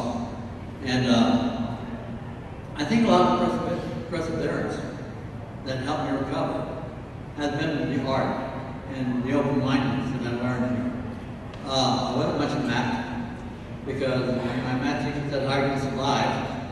I always said, "One day there's going to be a machine that's going to do all the math for you. Don't worry about it." I only knew to buy stock in that machine. I wasn't in much of a place. So I thank people like Ms. Dewey, people that allow me to open my mind, be able to see that there was something more for me than what was delegated to a visually impaired person. I surrounded myself by watching people like Glenn Peake. I always wanted to be Glenn when I grew up.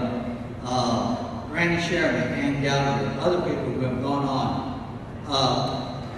And I think the influence I got here was, and if you look at my resume, about 90% of the work I've ever done has been about my heritage, my culture, my history. My most, I guess, successful show was Huey Long, the life of Kingfish, like Huey Long. I got a call one day from a young man named John Ducey, back in '93 maybe, who said, "Mr. Perry, I have a play I'd like to read." And I'm thinking, well, have you ever written a play? He said, no. I said, have you ever seen a professional play? He said, no. So I'm thinking, oh, this is going to be a great experience. It turned out to be the best experience of my life. We did it here. We sold out in 3 nights, this whole auditorium. You know, it's about to come out of hurricane. And I've had a relationship with John theatrically since then. I've produced and directed many of the shows. Not only did SLHS lay that groundwork as far as what my teachers taught me, it also gave me the friendships and connections that I brought through the years. I never knew that I was going to wind up working with Sharon's brother. I met Glenn, I met Randy, I met Ann, who I've done work with since. My experience in college was not sports. I had no sports experience whatsoever. Too many try to remember the dodge ball and me not dodging. You know, the worst thing people can tell me was, "Hey, Perry, catch." You know, it's like, so what this school did for me was made a visually impaired guy who was always told that I was going to always have to do things very limited, to go on and live a life that I can't possibly imagine. I've traveled the world. I've had Broadway openings. I've worked with some of the most amazing people. And all in the spirit of me saying, I want to promote what I think is Louisiana's most amazing natural resources. Not soil, not sports, but it's art and history, it's culture and heritage, and it's amazing people. And because of the roots and the seeds that were planted here, I had a very successful life doing that and keeping people abreast of our way of life, what we do down here. I spent my life at this university, at this high school, telling stories written by Louisianians about Louisiana, stories that have been passed on through history, and stories yet to be told. And it all comes from here. It all comes from South Lafourche. And I don't know how to thank the teachers in the English department and Mr. Robert Dupree enough that without their guidance and without them allowing me to create and be open and not constantly telling me I can't do things, I don't know what my life would have been. But it's their guidance, their acceptance, and their openness that allowed me to see what I couldn't see. And I'm always going to be in their debt for that. Plus, South Lafourche is a great social. I like South Lafourche so much, I went to college for 10 years, though, with a 10-year plan for Nichols. That told me I was screaming and kicking. But keep in mind, you're only limited by your imagination. That's something I got from these books. And if I wouldn't have gotten that, if I wouldn't have had teachers like Ms. Dewey and Robert, William, and so many more that I can't even remember, I don't think I would have lived the life that I lived. I've had a lot of medical problems in the last 5 years. But again, what they taught me, luck is the residue of design. The last 5 years I've beaten terminal cancer. In 2010, I fell into a coma in 2012 that took a year to survive, and in August of last year I had 2 double strokes. I shouldn't be talking or walking. But when people ask me where I got my stubbornness to continue, it's always from South Lafourche. And it's what they taught me in those days. And that lesson is what kept me going through all this. I feel like a cat with one life left. I keep looking to see if Dar's house ain't swinging down, or there's no piano dangling in my mouth. But I think I was giving up and not done. You know, when people told me things couldn't be done, my attitude was always hide and watch me. Because a long time ago, people told me I could do it. And for that, I always thank you for your South Lafourche. Thank you for putting up with me.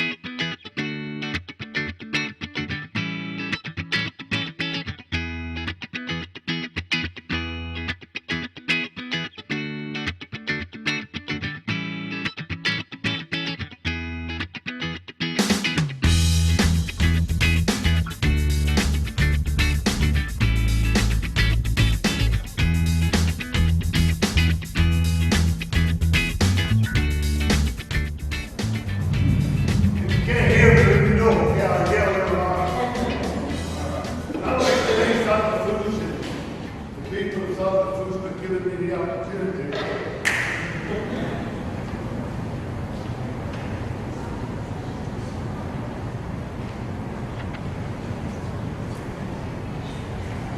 To thank the principal, the teachers, the coaches, my teammates, Curtis Point, Doug Wilson, Mr. Sheridan, anybody else here, for helping me do the things that I've done. When I went to LSU from here, they knew about Salafouche. There was no question about that. What Salafouche did, and where we went, how we played. Salafouche for me is something special.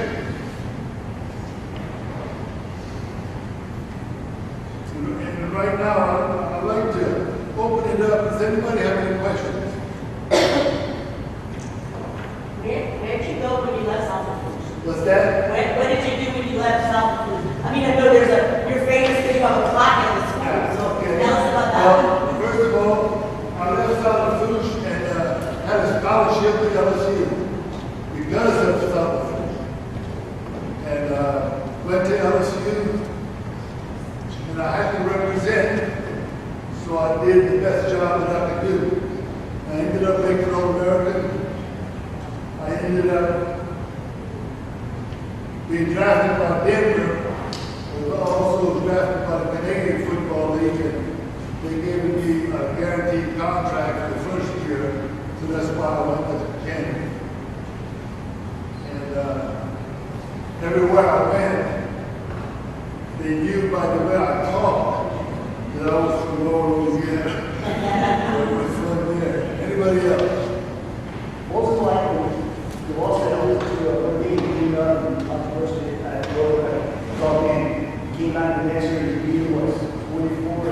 28 games. You scored a very good lead, you know, your first shot. How was it playing? Well, you see, in 69, we had a 9-1 record. And Texas was the team that was going to be in the final playoff. And they were going to play the Cotton Bowl. And Coach Mack called us in, and he said, look, we can go to any bowl game we want to, except the Cotton Bowl hasn't invited anybody. So we started to talk. We had to vote. So we voted we're going to turn down all of the other bowl games, and we're going to wait for the Cotton Bowl to invite us to play against Texas for the national championship. That's the year Notre Dame decided to go to a bowl game. And the Cotton Bowl picked Notre Dame to go play against Texas. We didn't go nowhere. The Bowl Association sent us a little plaque with a regular hardware screw on it. Not a gold or a silver one, a regular one. Okay? So, number one, that's one thing we had against Notre Dame. So the next year in 70, we go play Notre Dame in South Bend. They beat us 3-0. They were ranked number 1 in the nation. And we held them scoreless till the fourth quarter. And it was one of our referees that threw a flag on Johnny Nagel, and he was a yard away from the guy, that gave them the opportunity to kick a field goal. And I waited a whole year to play that game again. Because we knew that, they had messed up something out of it. So they come to the Tiger Stadium. And it was the first time they put a fence around the end zone by the trees. Because they had good bushes. So Notre Dame comes there, and again, we held them scoreless till the fourth beat them 28-8. And the people after the game tore the fence down, they tore the goalpost down. I was lucky to make it back in the dressing room with my pants on. I mean, they were crazy, it was wild, you know. But that was something that we started to show them that SEC is, you know, a team to be reckoned with. And it was something special. Anybody else?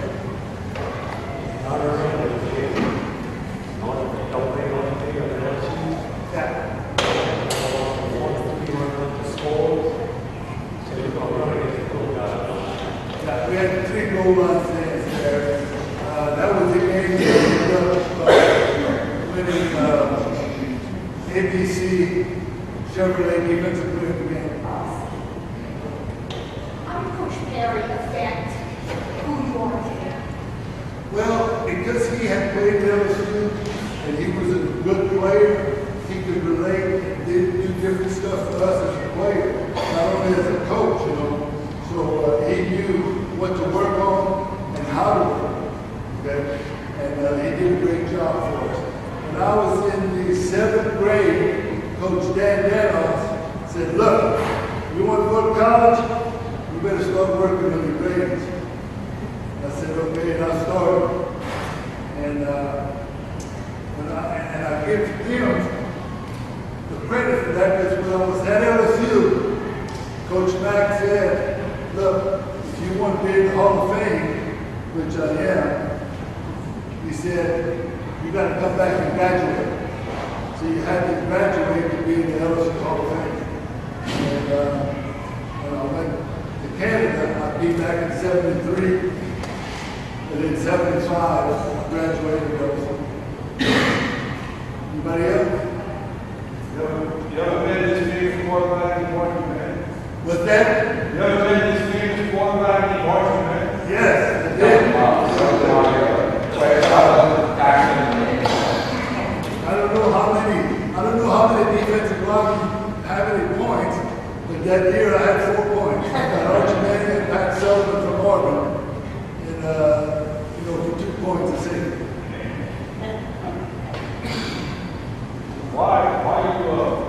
Why didn't you just go straight to the NFL rather than go to Canada? Well, you know, like I said, one reason why I had broke my wrist, and I had cast on it, and I had to play in Canada with a cast on it. And another reason, Canada gave me a guaranteed contract, but the NFL wouldn't do it. But I tried to come back in 75 and to the New Orleans Saints, but Denver wouldn't let me go. So either I had to come back to Denver or stay in Canada, and I'm so glad that I stayed in Canada. We played in 9 championships, won 6 of them, and won 5 in a row. Either one of them. It's great. What was like versus all the success you had?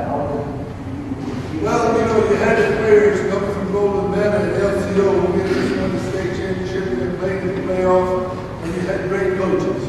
You had great ball players, and we wanted to win, and we knew what it took to win. Okay? We didn't have no stadium. Well, where we went practice, Shaker Road and Golden Medal, we had to take a bus. We had to check which day they want to go. We had to push the bus to get it started. Okay? So we had to go to the roads, we had to go to Golden Medal practice and all. We had to play our games over there. And, you know, but we went to Shrimp Bowl in Biloxi. We played in Tulane Stadium and we played in LSU Stadium as a high school team. And that was something that, you know, wasn't done too much. You have many injuries many injuries in the day? Okay. Did you have any injuries? I see you had injuries. I have 2 new knees. Like I said, I broke my wrist, so that broke the thumb. The slingshot.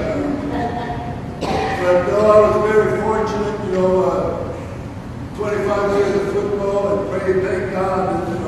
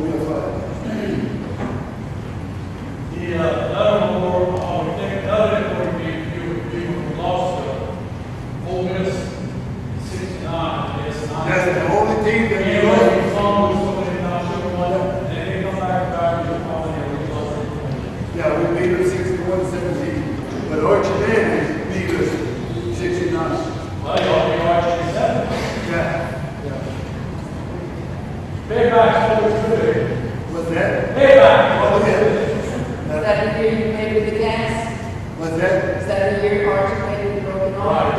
Yeah. And listen, okay, he's got a cast on his arm. We kicked off to it. In 2 minutes, he scored a touchdown. That's right. I said, hey guys, forget about the cast. It's all about it. Yeah, we all worried about the cast. We don't need the cast alone. Let's go. Your football career brings opportunities for you. Oh, yes, you know, I had the opportunity in 1984 to go coach in the NFL. I was coaching in Springfield, Missouri at the Evangel University. With a friend of mine, Danny Duron, you all remember him, he's a quarterback. And my coaches from Canada had went there. And they wanted me to go with them, but I decided not to go. I'm glad I did it because they lasted that 1 year and you were gone. Anybody else? Biggest play I saw you play was against Tuscaloosa. Remember that? Yeah, but that's why. That's why LSU wanted to play offense. And I said, I don't want to play offense. I want to play defense. And they said, the coach there talking to me, kept talking to me, said, look. I said, look, coach, I'll play all the plays on offense as long as I play all the plays on defense. He said, well, you can't do that. I said, well, why are you asking me? I said, I don't want to play offense, I want to play defense. So about an hour, he was talking to me. I said, coach, let me tell you this way. Either I'm going to play defense here, or I'm going to play defense somewhere else. He never talked to me again. In other words, you didn't want to be an unsung hero. You wanted to be defense, so we... Yeah. I didn't want to get hit, I wanted to do the hit. That was something else. Who's the best player to play with high school, college, and the pro? Well, you got it right here. Dirk, Martin, Tuck, Post, Sheriff, all the guys here were good players. You know, that's why we went where we went, okay? It's so bad. The last game at Tiger Stadium, we didn't play like we could, but you know, that's the first time we ever went to Tiger Stadium. So it was something else, you know. They had a lot of good players. I think, Chick, how many guys went to college? 7, I think, or 8, like that. So I mean, just that alone, you know, like they say, from high school to college is 2% of the players go to college. From college to the pros is 1% that go to the pros. Anybody else? Tom Lewis? You answer that question. Why did I do what I did? Well, I give a lot of the credit to Saltafush for helping me.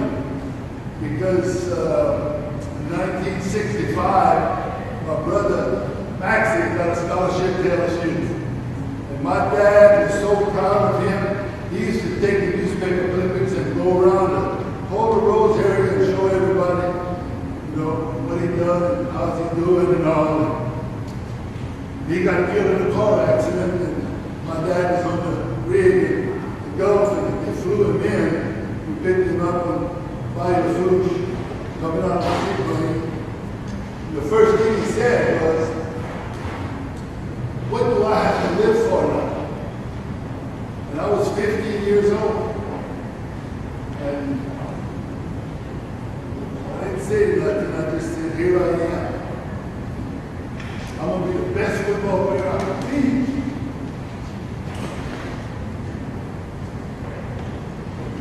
But my dad could have something to live for. And we gave the scholarship and everything. I signed to LSU. 2 weeks after I signed to LSU, my daddy died of bone cancer. What do I have to live for? But I knew he would want me to keep on and do what I was going to do.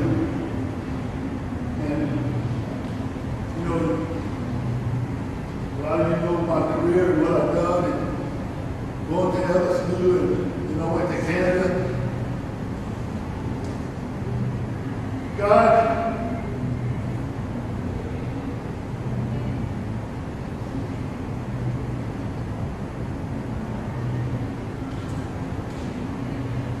God gave me my life Baby Lewis from South Sudan. We got married 20 years of and I was kind of crazy. Went to Canada in 1974. I gave my life to Christ. We went to Chicago to the CFL, NFL, Athletes in Action Conference. And I couldn't play for my brother, couldn't play for my dad, so I started to play for God. He don't come out and say it.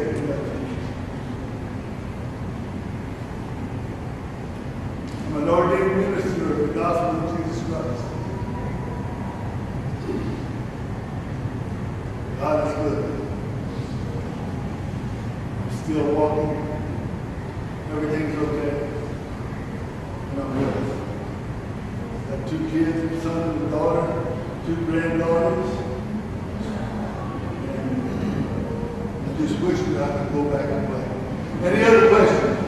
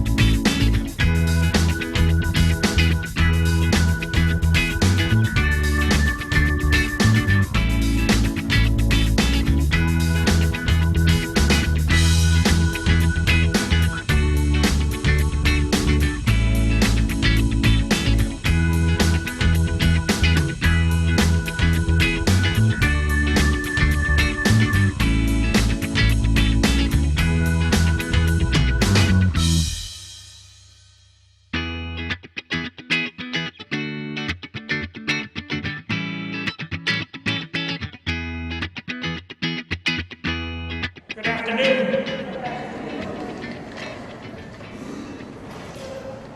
Glad to be here. Had a lot of fond memories in this school. And Ronnie and I and Chip, of course, were classmates. And we were here in '66 when the school opened as juniors. And so we stayed here 2 great years and have a lot of memories in those 2 years.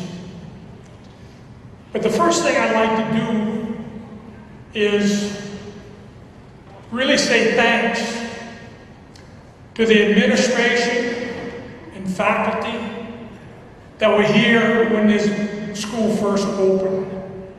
I mean, that group of individuals were special.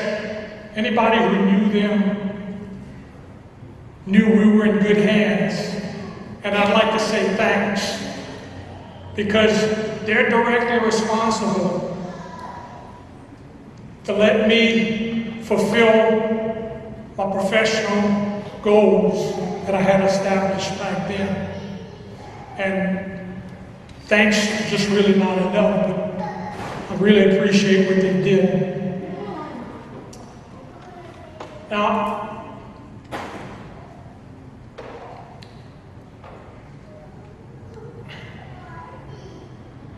you know, when you're in the 11th grade, you have an idea what you want to do in life, but for sure, at that particular point in my life, I knew I was going to college, and I had dentistry on my mind, but you never know how that's going to work out. I mean, there's a lot of obstacles in doing that. But since I knew I was going to go to college, I took courses with the college preparatory courses, but I also knew that I needed to focus in a special way in mathematics. And of course, I was fortunate to have Mr. Jesse Guidry as an instructor and took all of those courses with him. And in science, chemistry, and physics, of course, I had Mr. Alex Bro, which the only bad thing about those 2 guys is that I was here and making B's and C's, and of course I knew that wasn't going to be enough to get to dental school or anything like that. But what they did was they gave me the good foundation that I needed to go on from here and to go to college and to go to dental school and do well. So when I graduated in 1968, I decided, well, I'm gonna go to Nichols. And I decided I would go to Nichols for a couple of reasons. First, I figured it'd have a lot less distractions than if I followed Ronnie and all in Baton Rouge and LSU. And another reason, I didn't have a car, I didn't own a car, and so I stayed 4 years in the dormitory. That contributed, and my grades really did improve. I had pretty good grades. So as a senior in 1972, I decided, well, I'm going to take the entrance exam for dental school, and I went ahead and applied. Now, at the time, in 1972, LSU dental school was the only school in the state. However, Loyola had closed, and LSU had been taking students since about 1965. And those first students had it pretty rough, in that the new facility that was being built was not ready. And they had to take their classes and clinic courses in the old Naval Barracks directly behind the brand new school that was being built on Bayou St. John. My class in 1972 was the second class to go in as freshmen and then complete those 4 years in this brand new, beautiful, absolute facility that had everything you can imagine for dentistry. So I'm proud to be in that baby boomer generation. Here I am coming out of South Lafourche High School, first one, brand new facility. Here I am going to LSU School of Dentistry, brand spanking new facility. I mean, it was pretty nice. Now, dental school is a lot different than college. For one thing, I mean, you have some people that drop out of dental school, but not many. They're not out to see if they want to teach you the material. Now, some people didn't do it and, of course, would quit.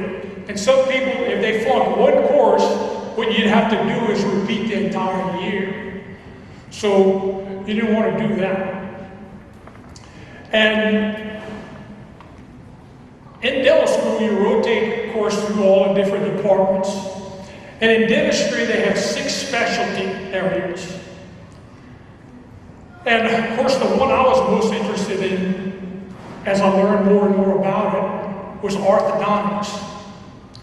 And it was for a number of reasons, but it's amazing what can happen, especially in the hardest cases.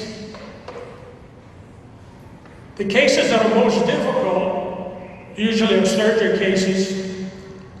Not only do you get a change in aesthetics and facial features, but you also oftentimes get a personality change with that. And it's really rewarding when you see that happening right before your very eyes.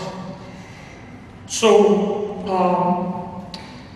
I decided as a senior, 1976, to apply to ortho school.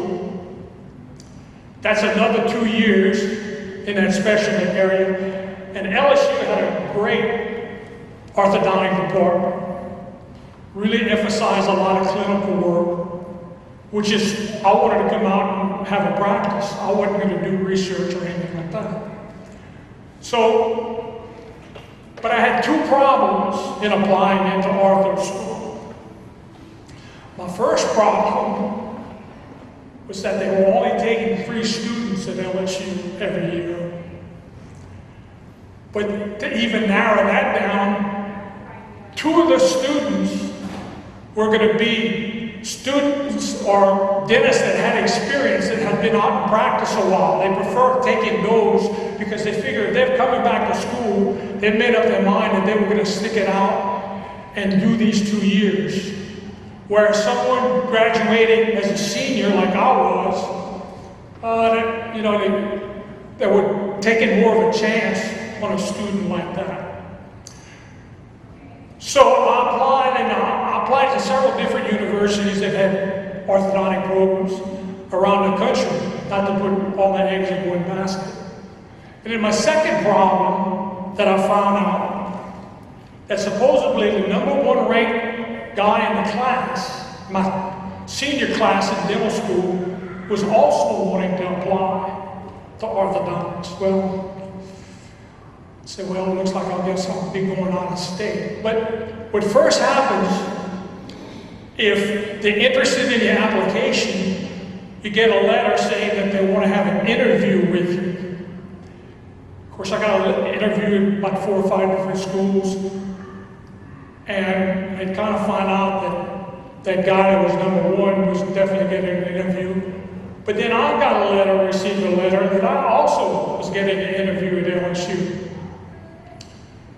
So I went in for my interview, and that went pretty well. And by this time, I was hearing from other universities of acceptance into the postgraduate orthodontic program. But I really wanted to stay at LSU. I wanted to stay at LSU because I wouldn't have to pay any out-of-state tuition, #1. And #2, I wouldn't even have to move. I would still be walking to school every day. Well, for the first time in the program, instead of taking 3 students in 1976, they took 4 of which I was one, and 2 older. So there was 2 graduating seniors coming out of my 76 class for the first time. So I consider myself very fortunate, but this is the punchline. After being in ortho school for 2 weeks, that guy I told you about that was #1 ranked in my class, he comes in one morning and he says, well guys, that's it for me. I had enough. I don't need this kind of stuff. They were working us pretty hard, sometimes till 12, 1 o'clock at night, bending wire and all of this. He says, I'm going into general practice in Jackson, Mississippi. I'm out of here. So that put us back down to three students, like they originally wanted. And so, like I said, that's a 2-year program. And all 3 of us graduated in 1978. Of course, 78, came down here, came back home, practiced down the bayou, like I always intended to do, and that was great. And it's been a great 37 years. But there was one more hurdle that I wanted to accomplish, and that was board certification. In 1978, there's 20% of the orthodontists in the entire United States that become board certified. I said, well, I've come this far, I just shouldn't try to do this. And the reason why most people don't even attempt it is because there's so much work involved and the time it takes. It's a 3-phase project. First, you have to take a written exam, and you can take that as soon as you graduate. The second one, the second phase, you have to present 15 of your own patients, but they have to be certain type of problems or malocclusions that the board is looking for. And the last phase is you have to fly to St. Louis, Missouri, and sit before the American board and take an oral exam. Well, I did those, and I was fortunate to pass and became board certified orthodontist, which I'm proud I did it and went through with it. Now I'm going to come back to South Lafourche. Say a couple of stories that I remember back in 1966. Now I don't know if they have team dances anymore at all, but when we were juniors and seniors, we went to the dance every Friday night. Come Friday night, we were going to the dance, okay? And at the time, somebody mentioned the Ridge Garden earlier this morning. 95% of the time, that's where the dances were. I say 95%, if they had a conflict with the band or whatever, sometimes they wouldn't have it. Or we would go to Dulac, we'd go to Thibodeau. We were going to the dance on Friday night. And it wasn't like we were going to drink or anything. Hell, we were all underage.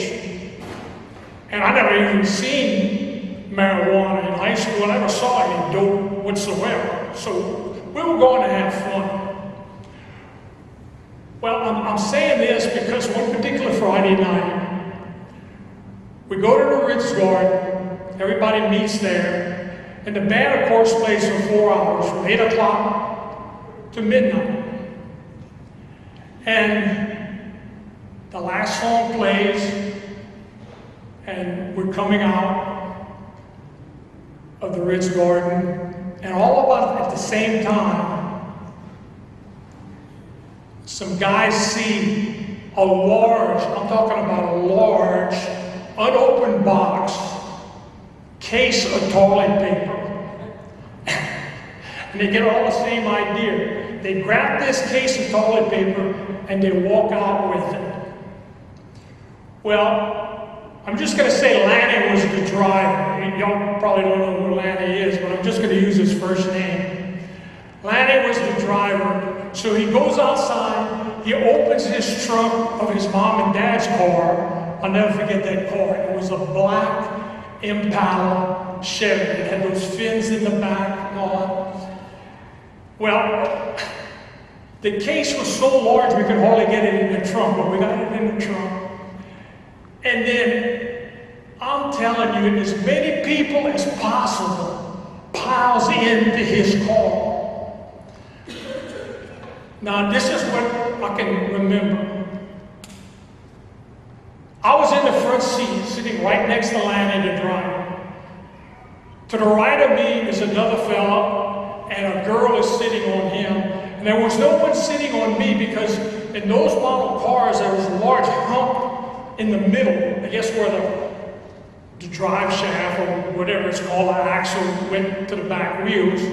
And I had my knees up in the air. No one could sit on me, but in the back seat, you had 4 people sitting on the seat, and you had 4 people sitting on them.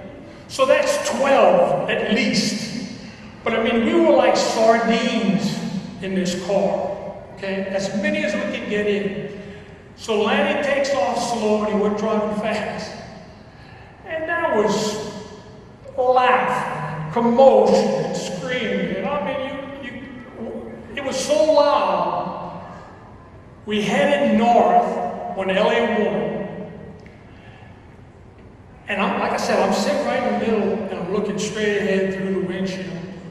And all of a sudden, with all this commotion, Lanny turns around with his arm, and he says, "Man, get off of me, or whatever, I can't drive." Whenever that happened, he hit the shoulder, and we started skidding on the bulkhead with the car.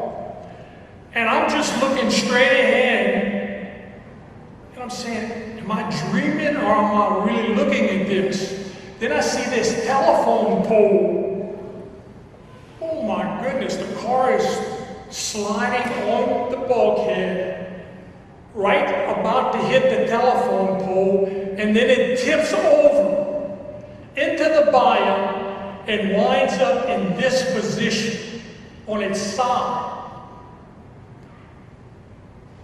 Paddling in that car. We couldn't open the doors, so we opened the windows of the door itself, and we were all getting out the windows. Someone above Ronnie was looking out for all of us, I promise you that.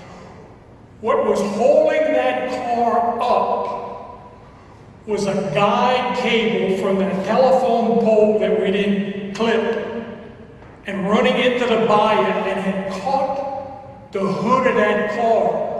And that was preventing that car from turning onto its top. Had we flipped over, I don't think there's any way anybody would have ever got out of that car. I don't see how. There were too many people who were stomping on us. But anyway, we all got out. Remarkably, no one was hurt. I mean, I don't remember anybody even having a scratch. So everybody's kind of making their way to the bank. And all of a sudden, I'm looking all over for Lanny. I said, "Lanny, we gotta get this toilet paper out of here. The cops are gonna be coming. We're all gonna go to jail." So he opens the trunk. He gets the case of toilet paper out. And 3 or 4 of us are jumping on his case. And it won't sink. It's like a buoy. Oh my God. So we rip it open and we start to individually try to sink the rolls. They won't sink. You ever try to sink a whole pack of rolls? Won't sink, believe it or not. Rolls of toilet paper are floating all over by the fruits. I mean, oh my God.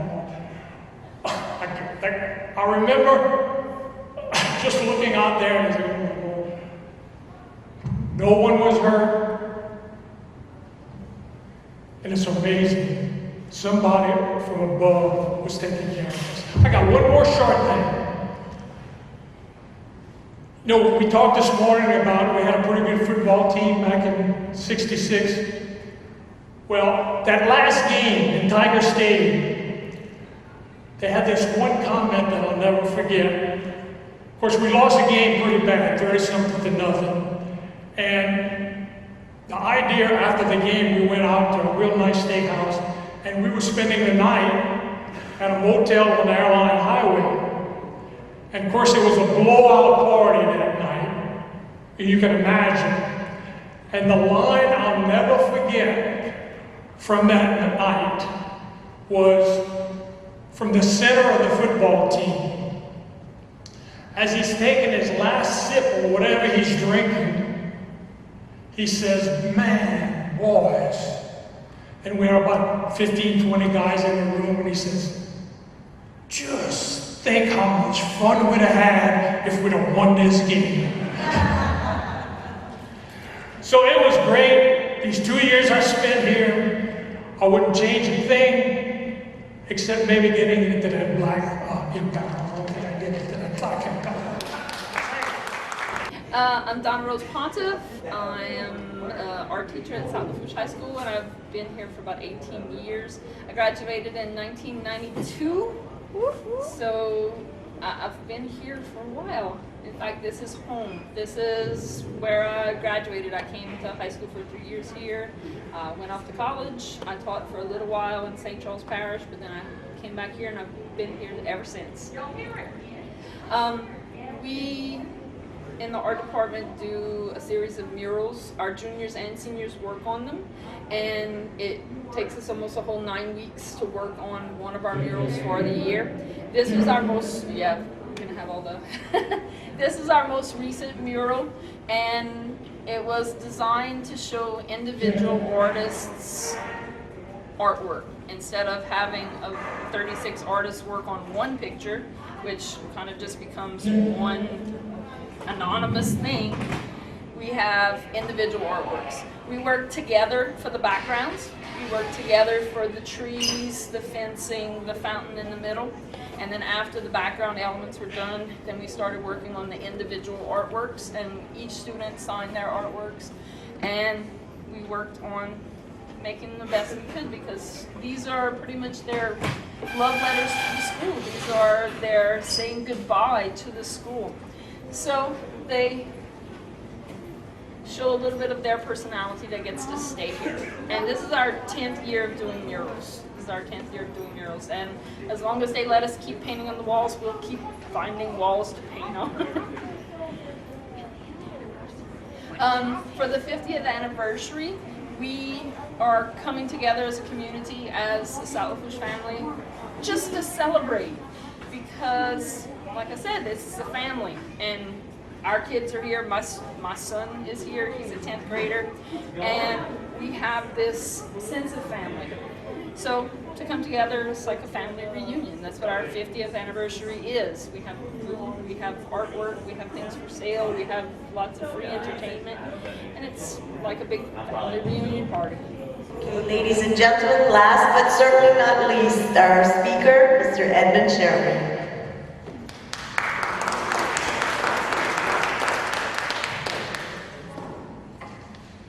Okay, don't let it scare you, but I did take notes. And I lost the first page. So, anyway. It's on the floor.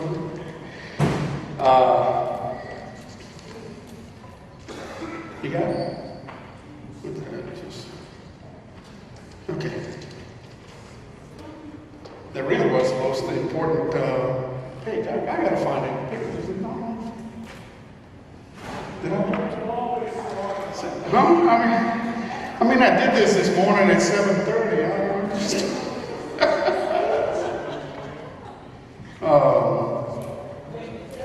I'm winging, well, the notes were winging it, but no, the thing I remember, again, we're the first class of South Lafourche, and so many of the things that everybody talked about earlier that I remember, particularly, being interested in architecture even at an early age.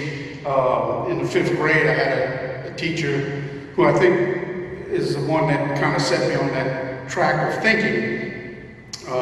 Seeing a picture of a building that Frank Lloyd Wright had designed for a mile-high skyscraper in Chicago, and that just kind of always stuck with me. And I said, yeah, you know, that seems like that'd be a fun thing to do.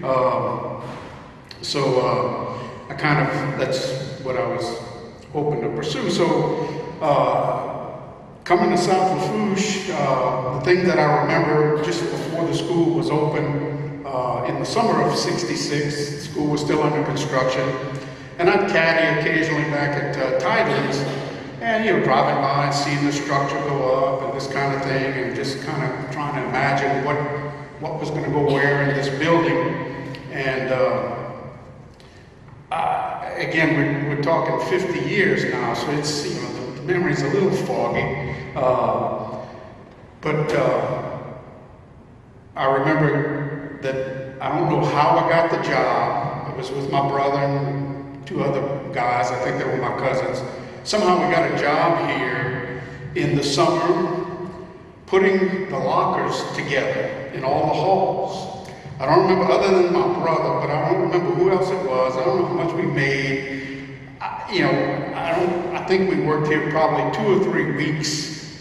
And that's all about that I remember, other than it takes 32 screws to put those lockers, each individual locker, and all we do is put it together, and then somebody that knew what they were doing, they'd come back and adjust and tighten all the screws down. So that was my first, insight into what was going on in this, in construction and in this building. But the things I remember, I had forgotten, that was the other thing. I was editor of the first yearbook here at South Lafourche. And I think Jesse had commented on it that in the morning we had Susie Korsgaden would get on the intercom and give the morning weather reports, because the air conditioning, it was working. And as an architect, I understand what a facility like this takes to get it all in balance. But apparently they hadn't quite got it all tweaked. So that was the air conditioning was not working properly, had not been finalized. If you look at the yearbook and you see, we didn't have seats in this auditorium for, I can't remember if we had them at all the first year that we were here. The cafeteria thing with food equipment not being in place and totally ready to go, so we ate a lot of sandwiches. The science labs, we had these beautiful science labs, but they had no science lab equipment. I do remember taking, I had physics with Alex Bro, taking the final exam, and he said, if you finish your exam, you can go across the hall and unpack the lab equipment, so we did finally get lab equipment, but it didn't do us any good, and I think I flunked physics, but anyway, I graduated here. We graduated it was a Wednesday night, and on Saturday morning I was up at LSU to go to summer school. I wanted to get cranking on architecture. It's a 5-year curriculum, and it's something I just wanted to get a jump on. So the thing I remember about that is first day in class, I walk in, it was in the old, it was during the summer, it was in the old Huey Long field house. And I had taken drafting here at LCO and certainly here at South Lafourche in mechanical drawing. And we go to this class, the professor introduces everybody. We talked a little bit about architecture, So he says, okay, we're going to take a break. You got 1 hour. Go to the student union and get this, and this. Pencils and erasers and this kind of paper and this, that, and the other. He says, come back here. So we do that, get back to the studio, and he says, okay.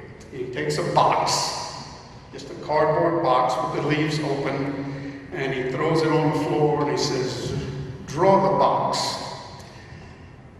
And I'm thinking at that time, do I want to be an architect? I don't know. What are we drawing? A box? Well, that was the start of it. I managed to get through that and, stuck it out. My first 4 years at LSU were, like listening to Dr. Nick and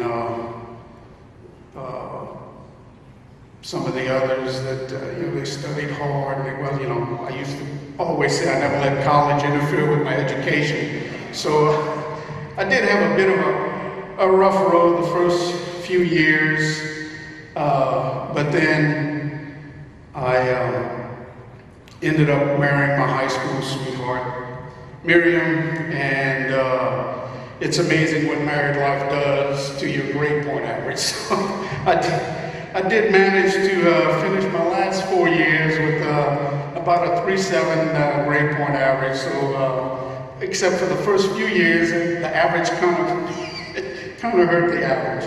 But fortunately, I graduated LSU with a bachelor's degree in architecture. We were living in Baton Rouge. I went to work for Piccadilly Cafeterias.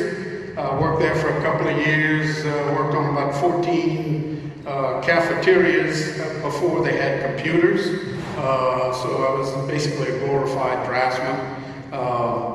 But it was a great experience as far as learning what it takes to basically do construction documents and get things actually built. That's something they don't really teach you in school. But anyways, we stayed in Baton Rouge, and I was there a total of 10, 11 years or so. We moved back to the Bayou. Had a job with a firm in Thibodeau. The firm was Thibodeau in Houma. I passed my professional license exam and got my license in 1978. Shortly thereafter, I went into partnership with a former classmate of mine from Thibodeau, Mike Caldwell, and we created Caldwell and Cheremy Architects. Well, Mike, that went for not quite a year, because Mike was a gentrified landowner from Thibodeau that owns most of all of North Thibodeau and cane fields and sugar mills, and he liked to play golf a lot, and we still joke about this till today, but I worked and he played golf, so ultimately we parted ways, and I opened my office here in La Rose in 1979, and had a good practice, early struggles and some things like that till the early 80s came along, and kind of like what we're going through now, maybe a little bit different. I had a staff of 5 people, and one day I went down to myself and the secretary, and it's like, well, my name's on the door, so I guess you're gone and I'm still here. So managed to worked out of my home for a couple of years, and then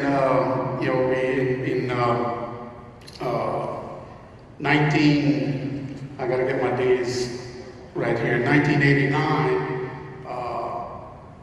I joined forces with another former LSU classmate, and we formed Cheremy Whitney Architects and started on a pretty good tear of doing some decent work.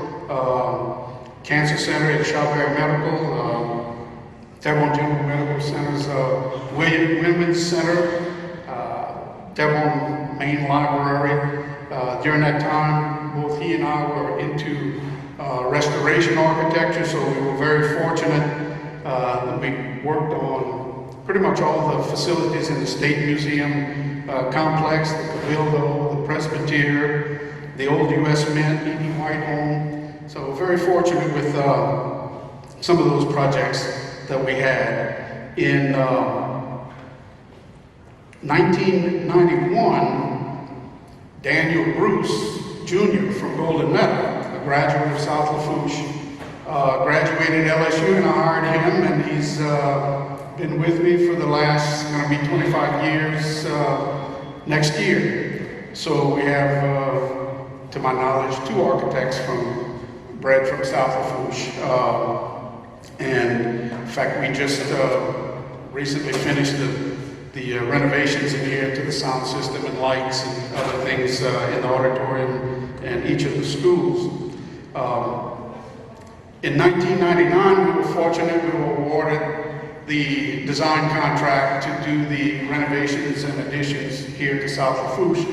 So as a graduate, to have been around long enough and gained enough experience to be able to be trusted with a project like that. We started planning with education consultants and people from the school board. We'd come here and we'd meet. This is with, we began under Mr. Plaisance, and we went through a number of planning meetings and programming with the faculty and staff. And basically after several meetings and months of notes and what have you, we ended up with a design program book that was about 600 pages long that identified pretty much everything that everybody wanted in the school building, in a classroom, in every facility that we could design. Didn't necessarily mean they were going to get it, but at least it's what they wanted. So we went through that process. We started the design work with that, and the result of that was what you see here today. And as I think Gay had pointed out before, the original school was built for about $2.2 million. It's right at 120,000 square feet. The work we did doubled the size of the school to over 250,000 square feet. We added classrooms, science lab, we redid all the science labs, built new science labs, reconfigured all the old science labs, built a new library, media center, IT operations, and soon here we were battling all of these issues with, the advances in communications and technology, and all of the issues with hardwiring the school for computers and TVs and monitors, and pretty much all that's going to wireless. So you can never stay quite ahead of it. But it was an enjoyable time. We ended up with the new auxiliary gym that we had not had before, with the advent of the need for equal facilities for the sexes. We ended up with a new auxiliary gym, multimedia studio, the athletic field house, which is something that apparently the other schools had opted, Central and Thibodeau, when those schools were built. We opted instead, I think the story goes, for a stadium instead of a field house, but ultimately we ended up getting a field house, which hopefully you can take some time and go and visit during your visit here today. And we also added a new band room. One of the issues there, we had a couple of little things kind of go bump in the night. When we started construction, it was on a Saturday morning, and the contractor was a local contractor, Thompson Construction, out of Thibodeau. And they opted that they were going to start with the auxiliary gym first to get some of that big open space, so that ultimately they could probably use that for storage and staging areas and what have you. So it was a Saturday morning, and I came out here, and they were driving pile. They had driven the first pile at the very far corner of the football locker room. So we're standing there, and they're loading up the second pile into the crane, and I'm just standing there with a couple other guys, and the pile goes up, and the crane crashes into the top of the football and basketball locker rooms. And just so happened, punched two holes in the roof, one over the showers of the football locker room, and the other one, a big hole over the showers of the basketball locker room.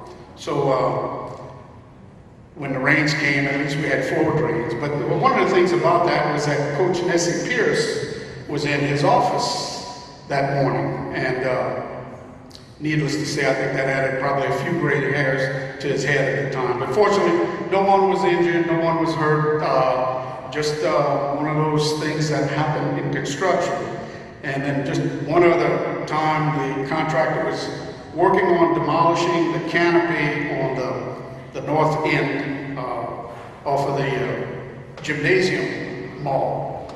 And the contractor had sealed all of the storefront that was there with the plywood and everything, so that you couldn't see out, but it was safe. Well, we thought it was safe.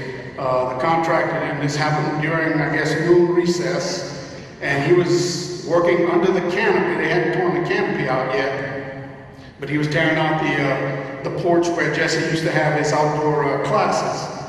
And apparently the guy just bumped the curtain wall, and the whole thing fell in. Fortunately, no one was hurt, but we determined that there were probably no more than 6 or 8 screws that were holding that entire section of 20-foot wide by 10-foot tall glass and aluminum framing. So, we dodged the bullet on that one as well. But all in all, it turned out to be a great project. I mean, we had an 18-month construction period that we had to build. 140,000 square feet of new construction. We had to completely renovate, well, I say almost completely renovate this existing building. We added sprinkler systems. All of that had to be timed to be able to do that work during the summer so that we could have classes in the regular session. So it was a pretty intense bit of construction for 18 months or so. But we ended up with the original project. We had a $12.2 million budget. We bid the project, came in under budget by about $800,000, and unfortunately we never saw any of the savings to be able to do the things that we had hoped to do.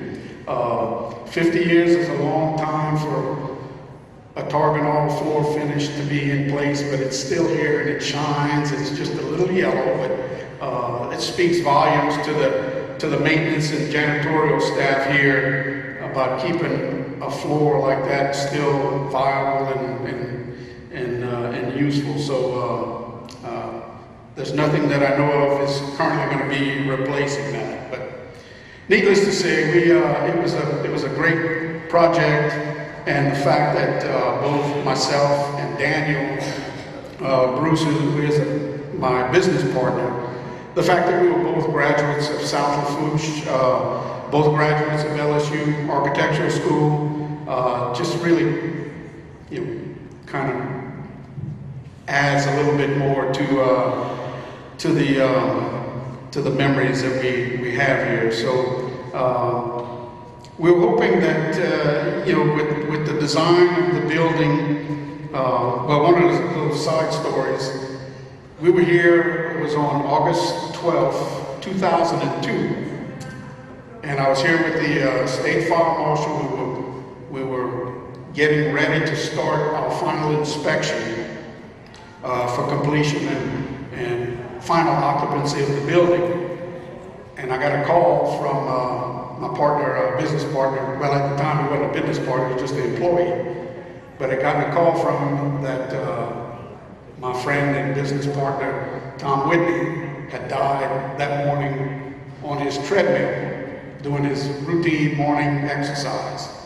And so that was a little bit of a tough day to go through with the fire marshal and pay attention to anything that he might have to say that seemed important at the time. But we had a good run together, and I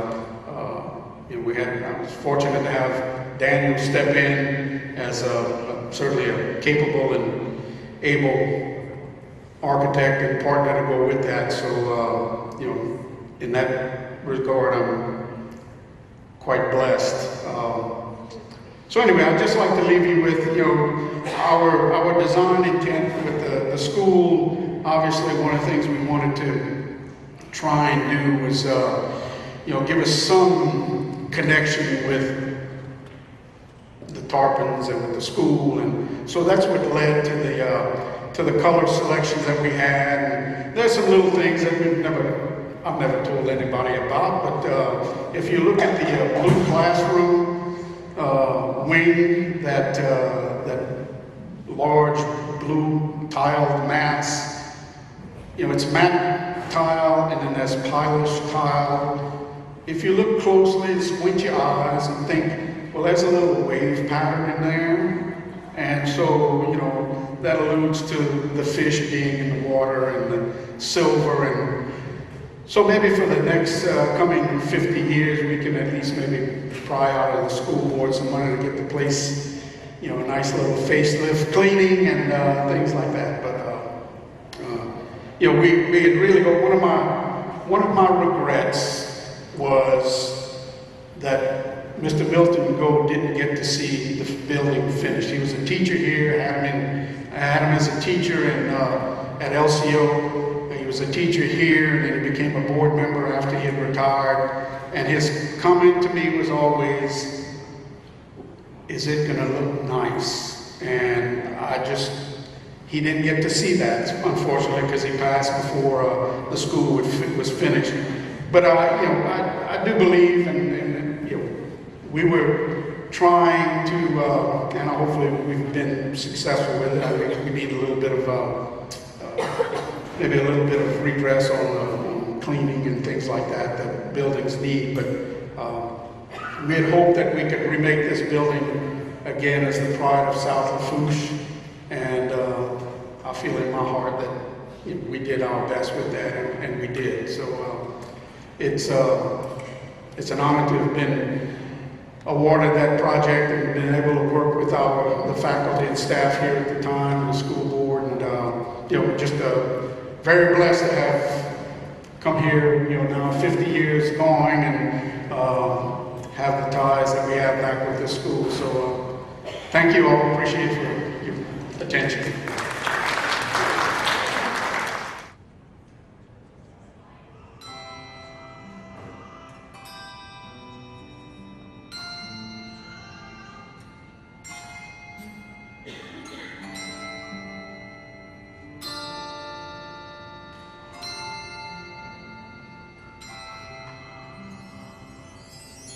I come to the garden alone, while the dew is still on the roses, and the voice I hear calling out this song is slow.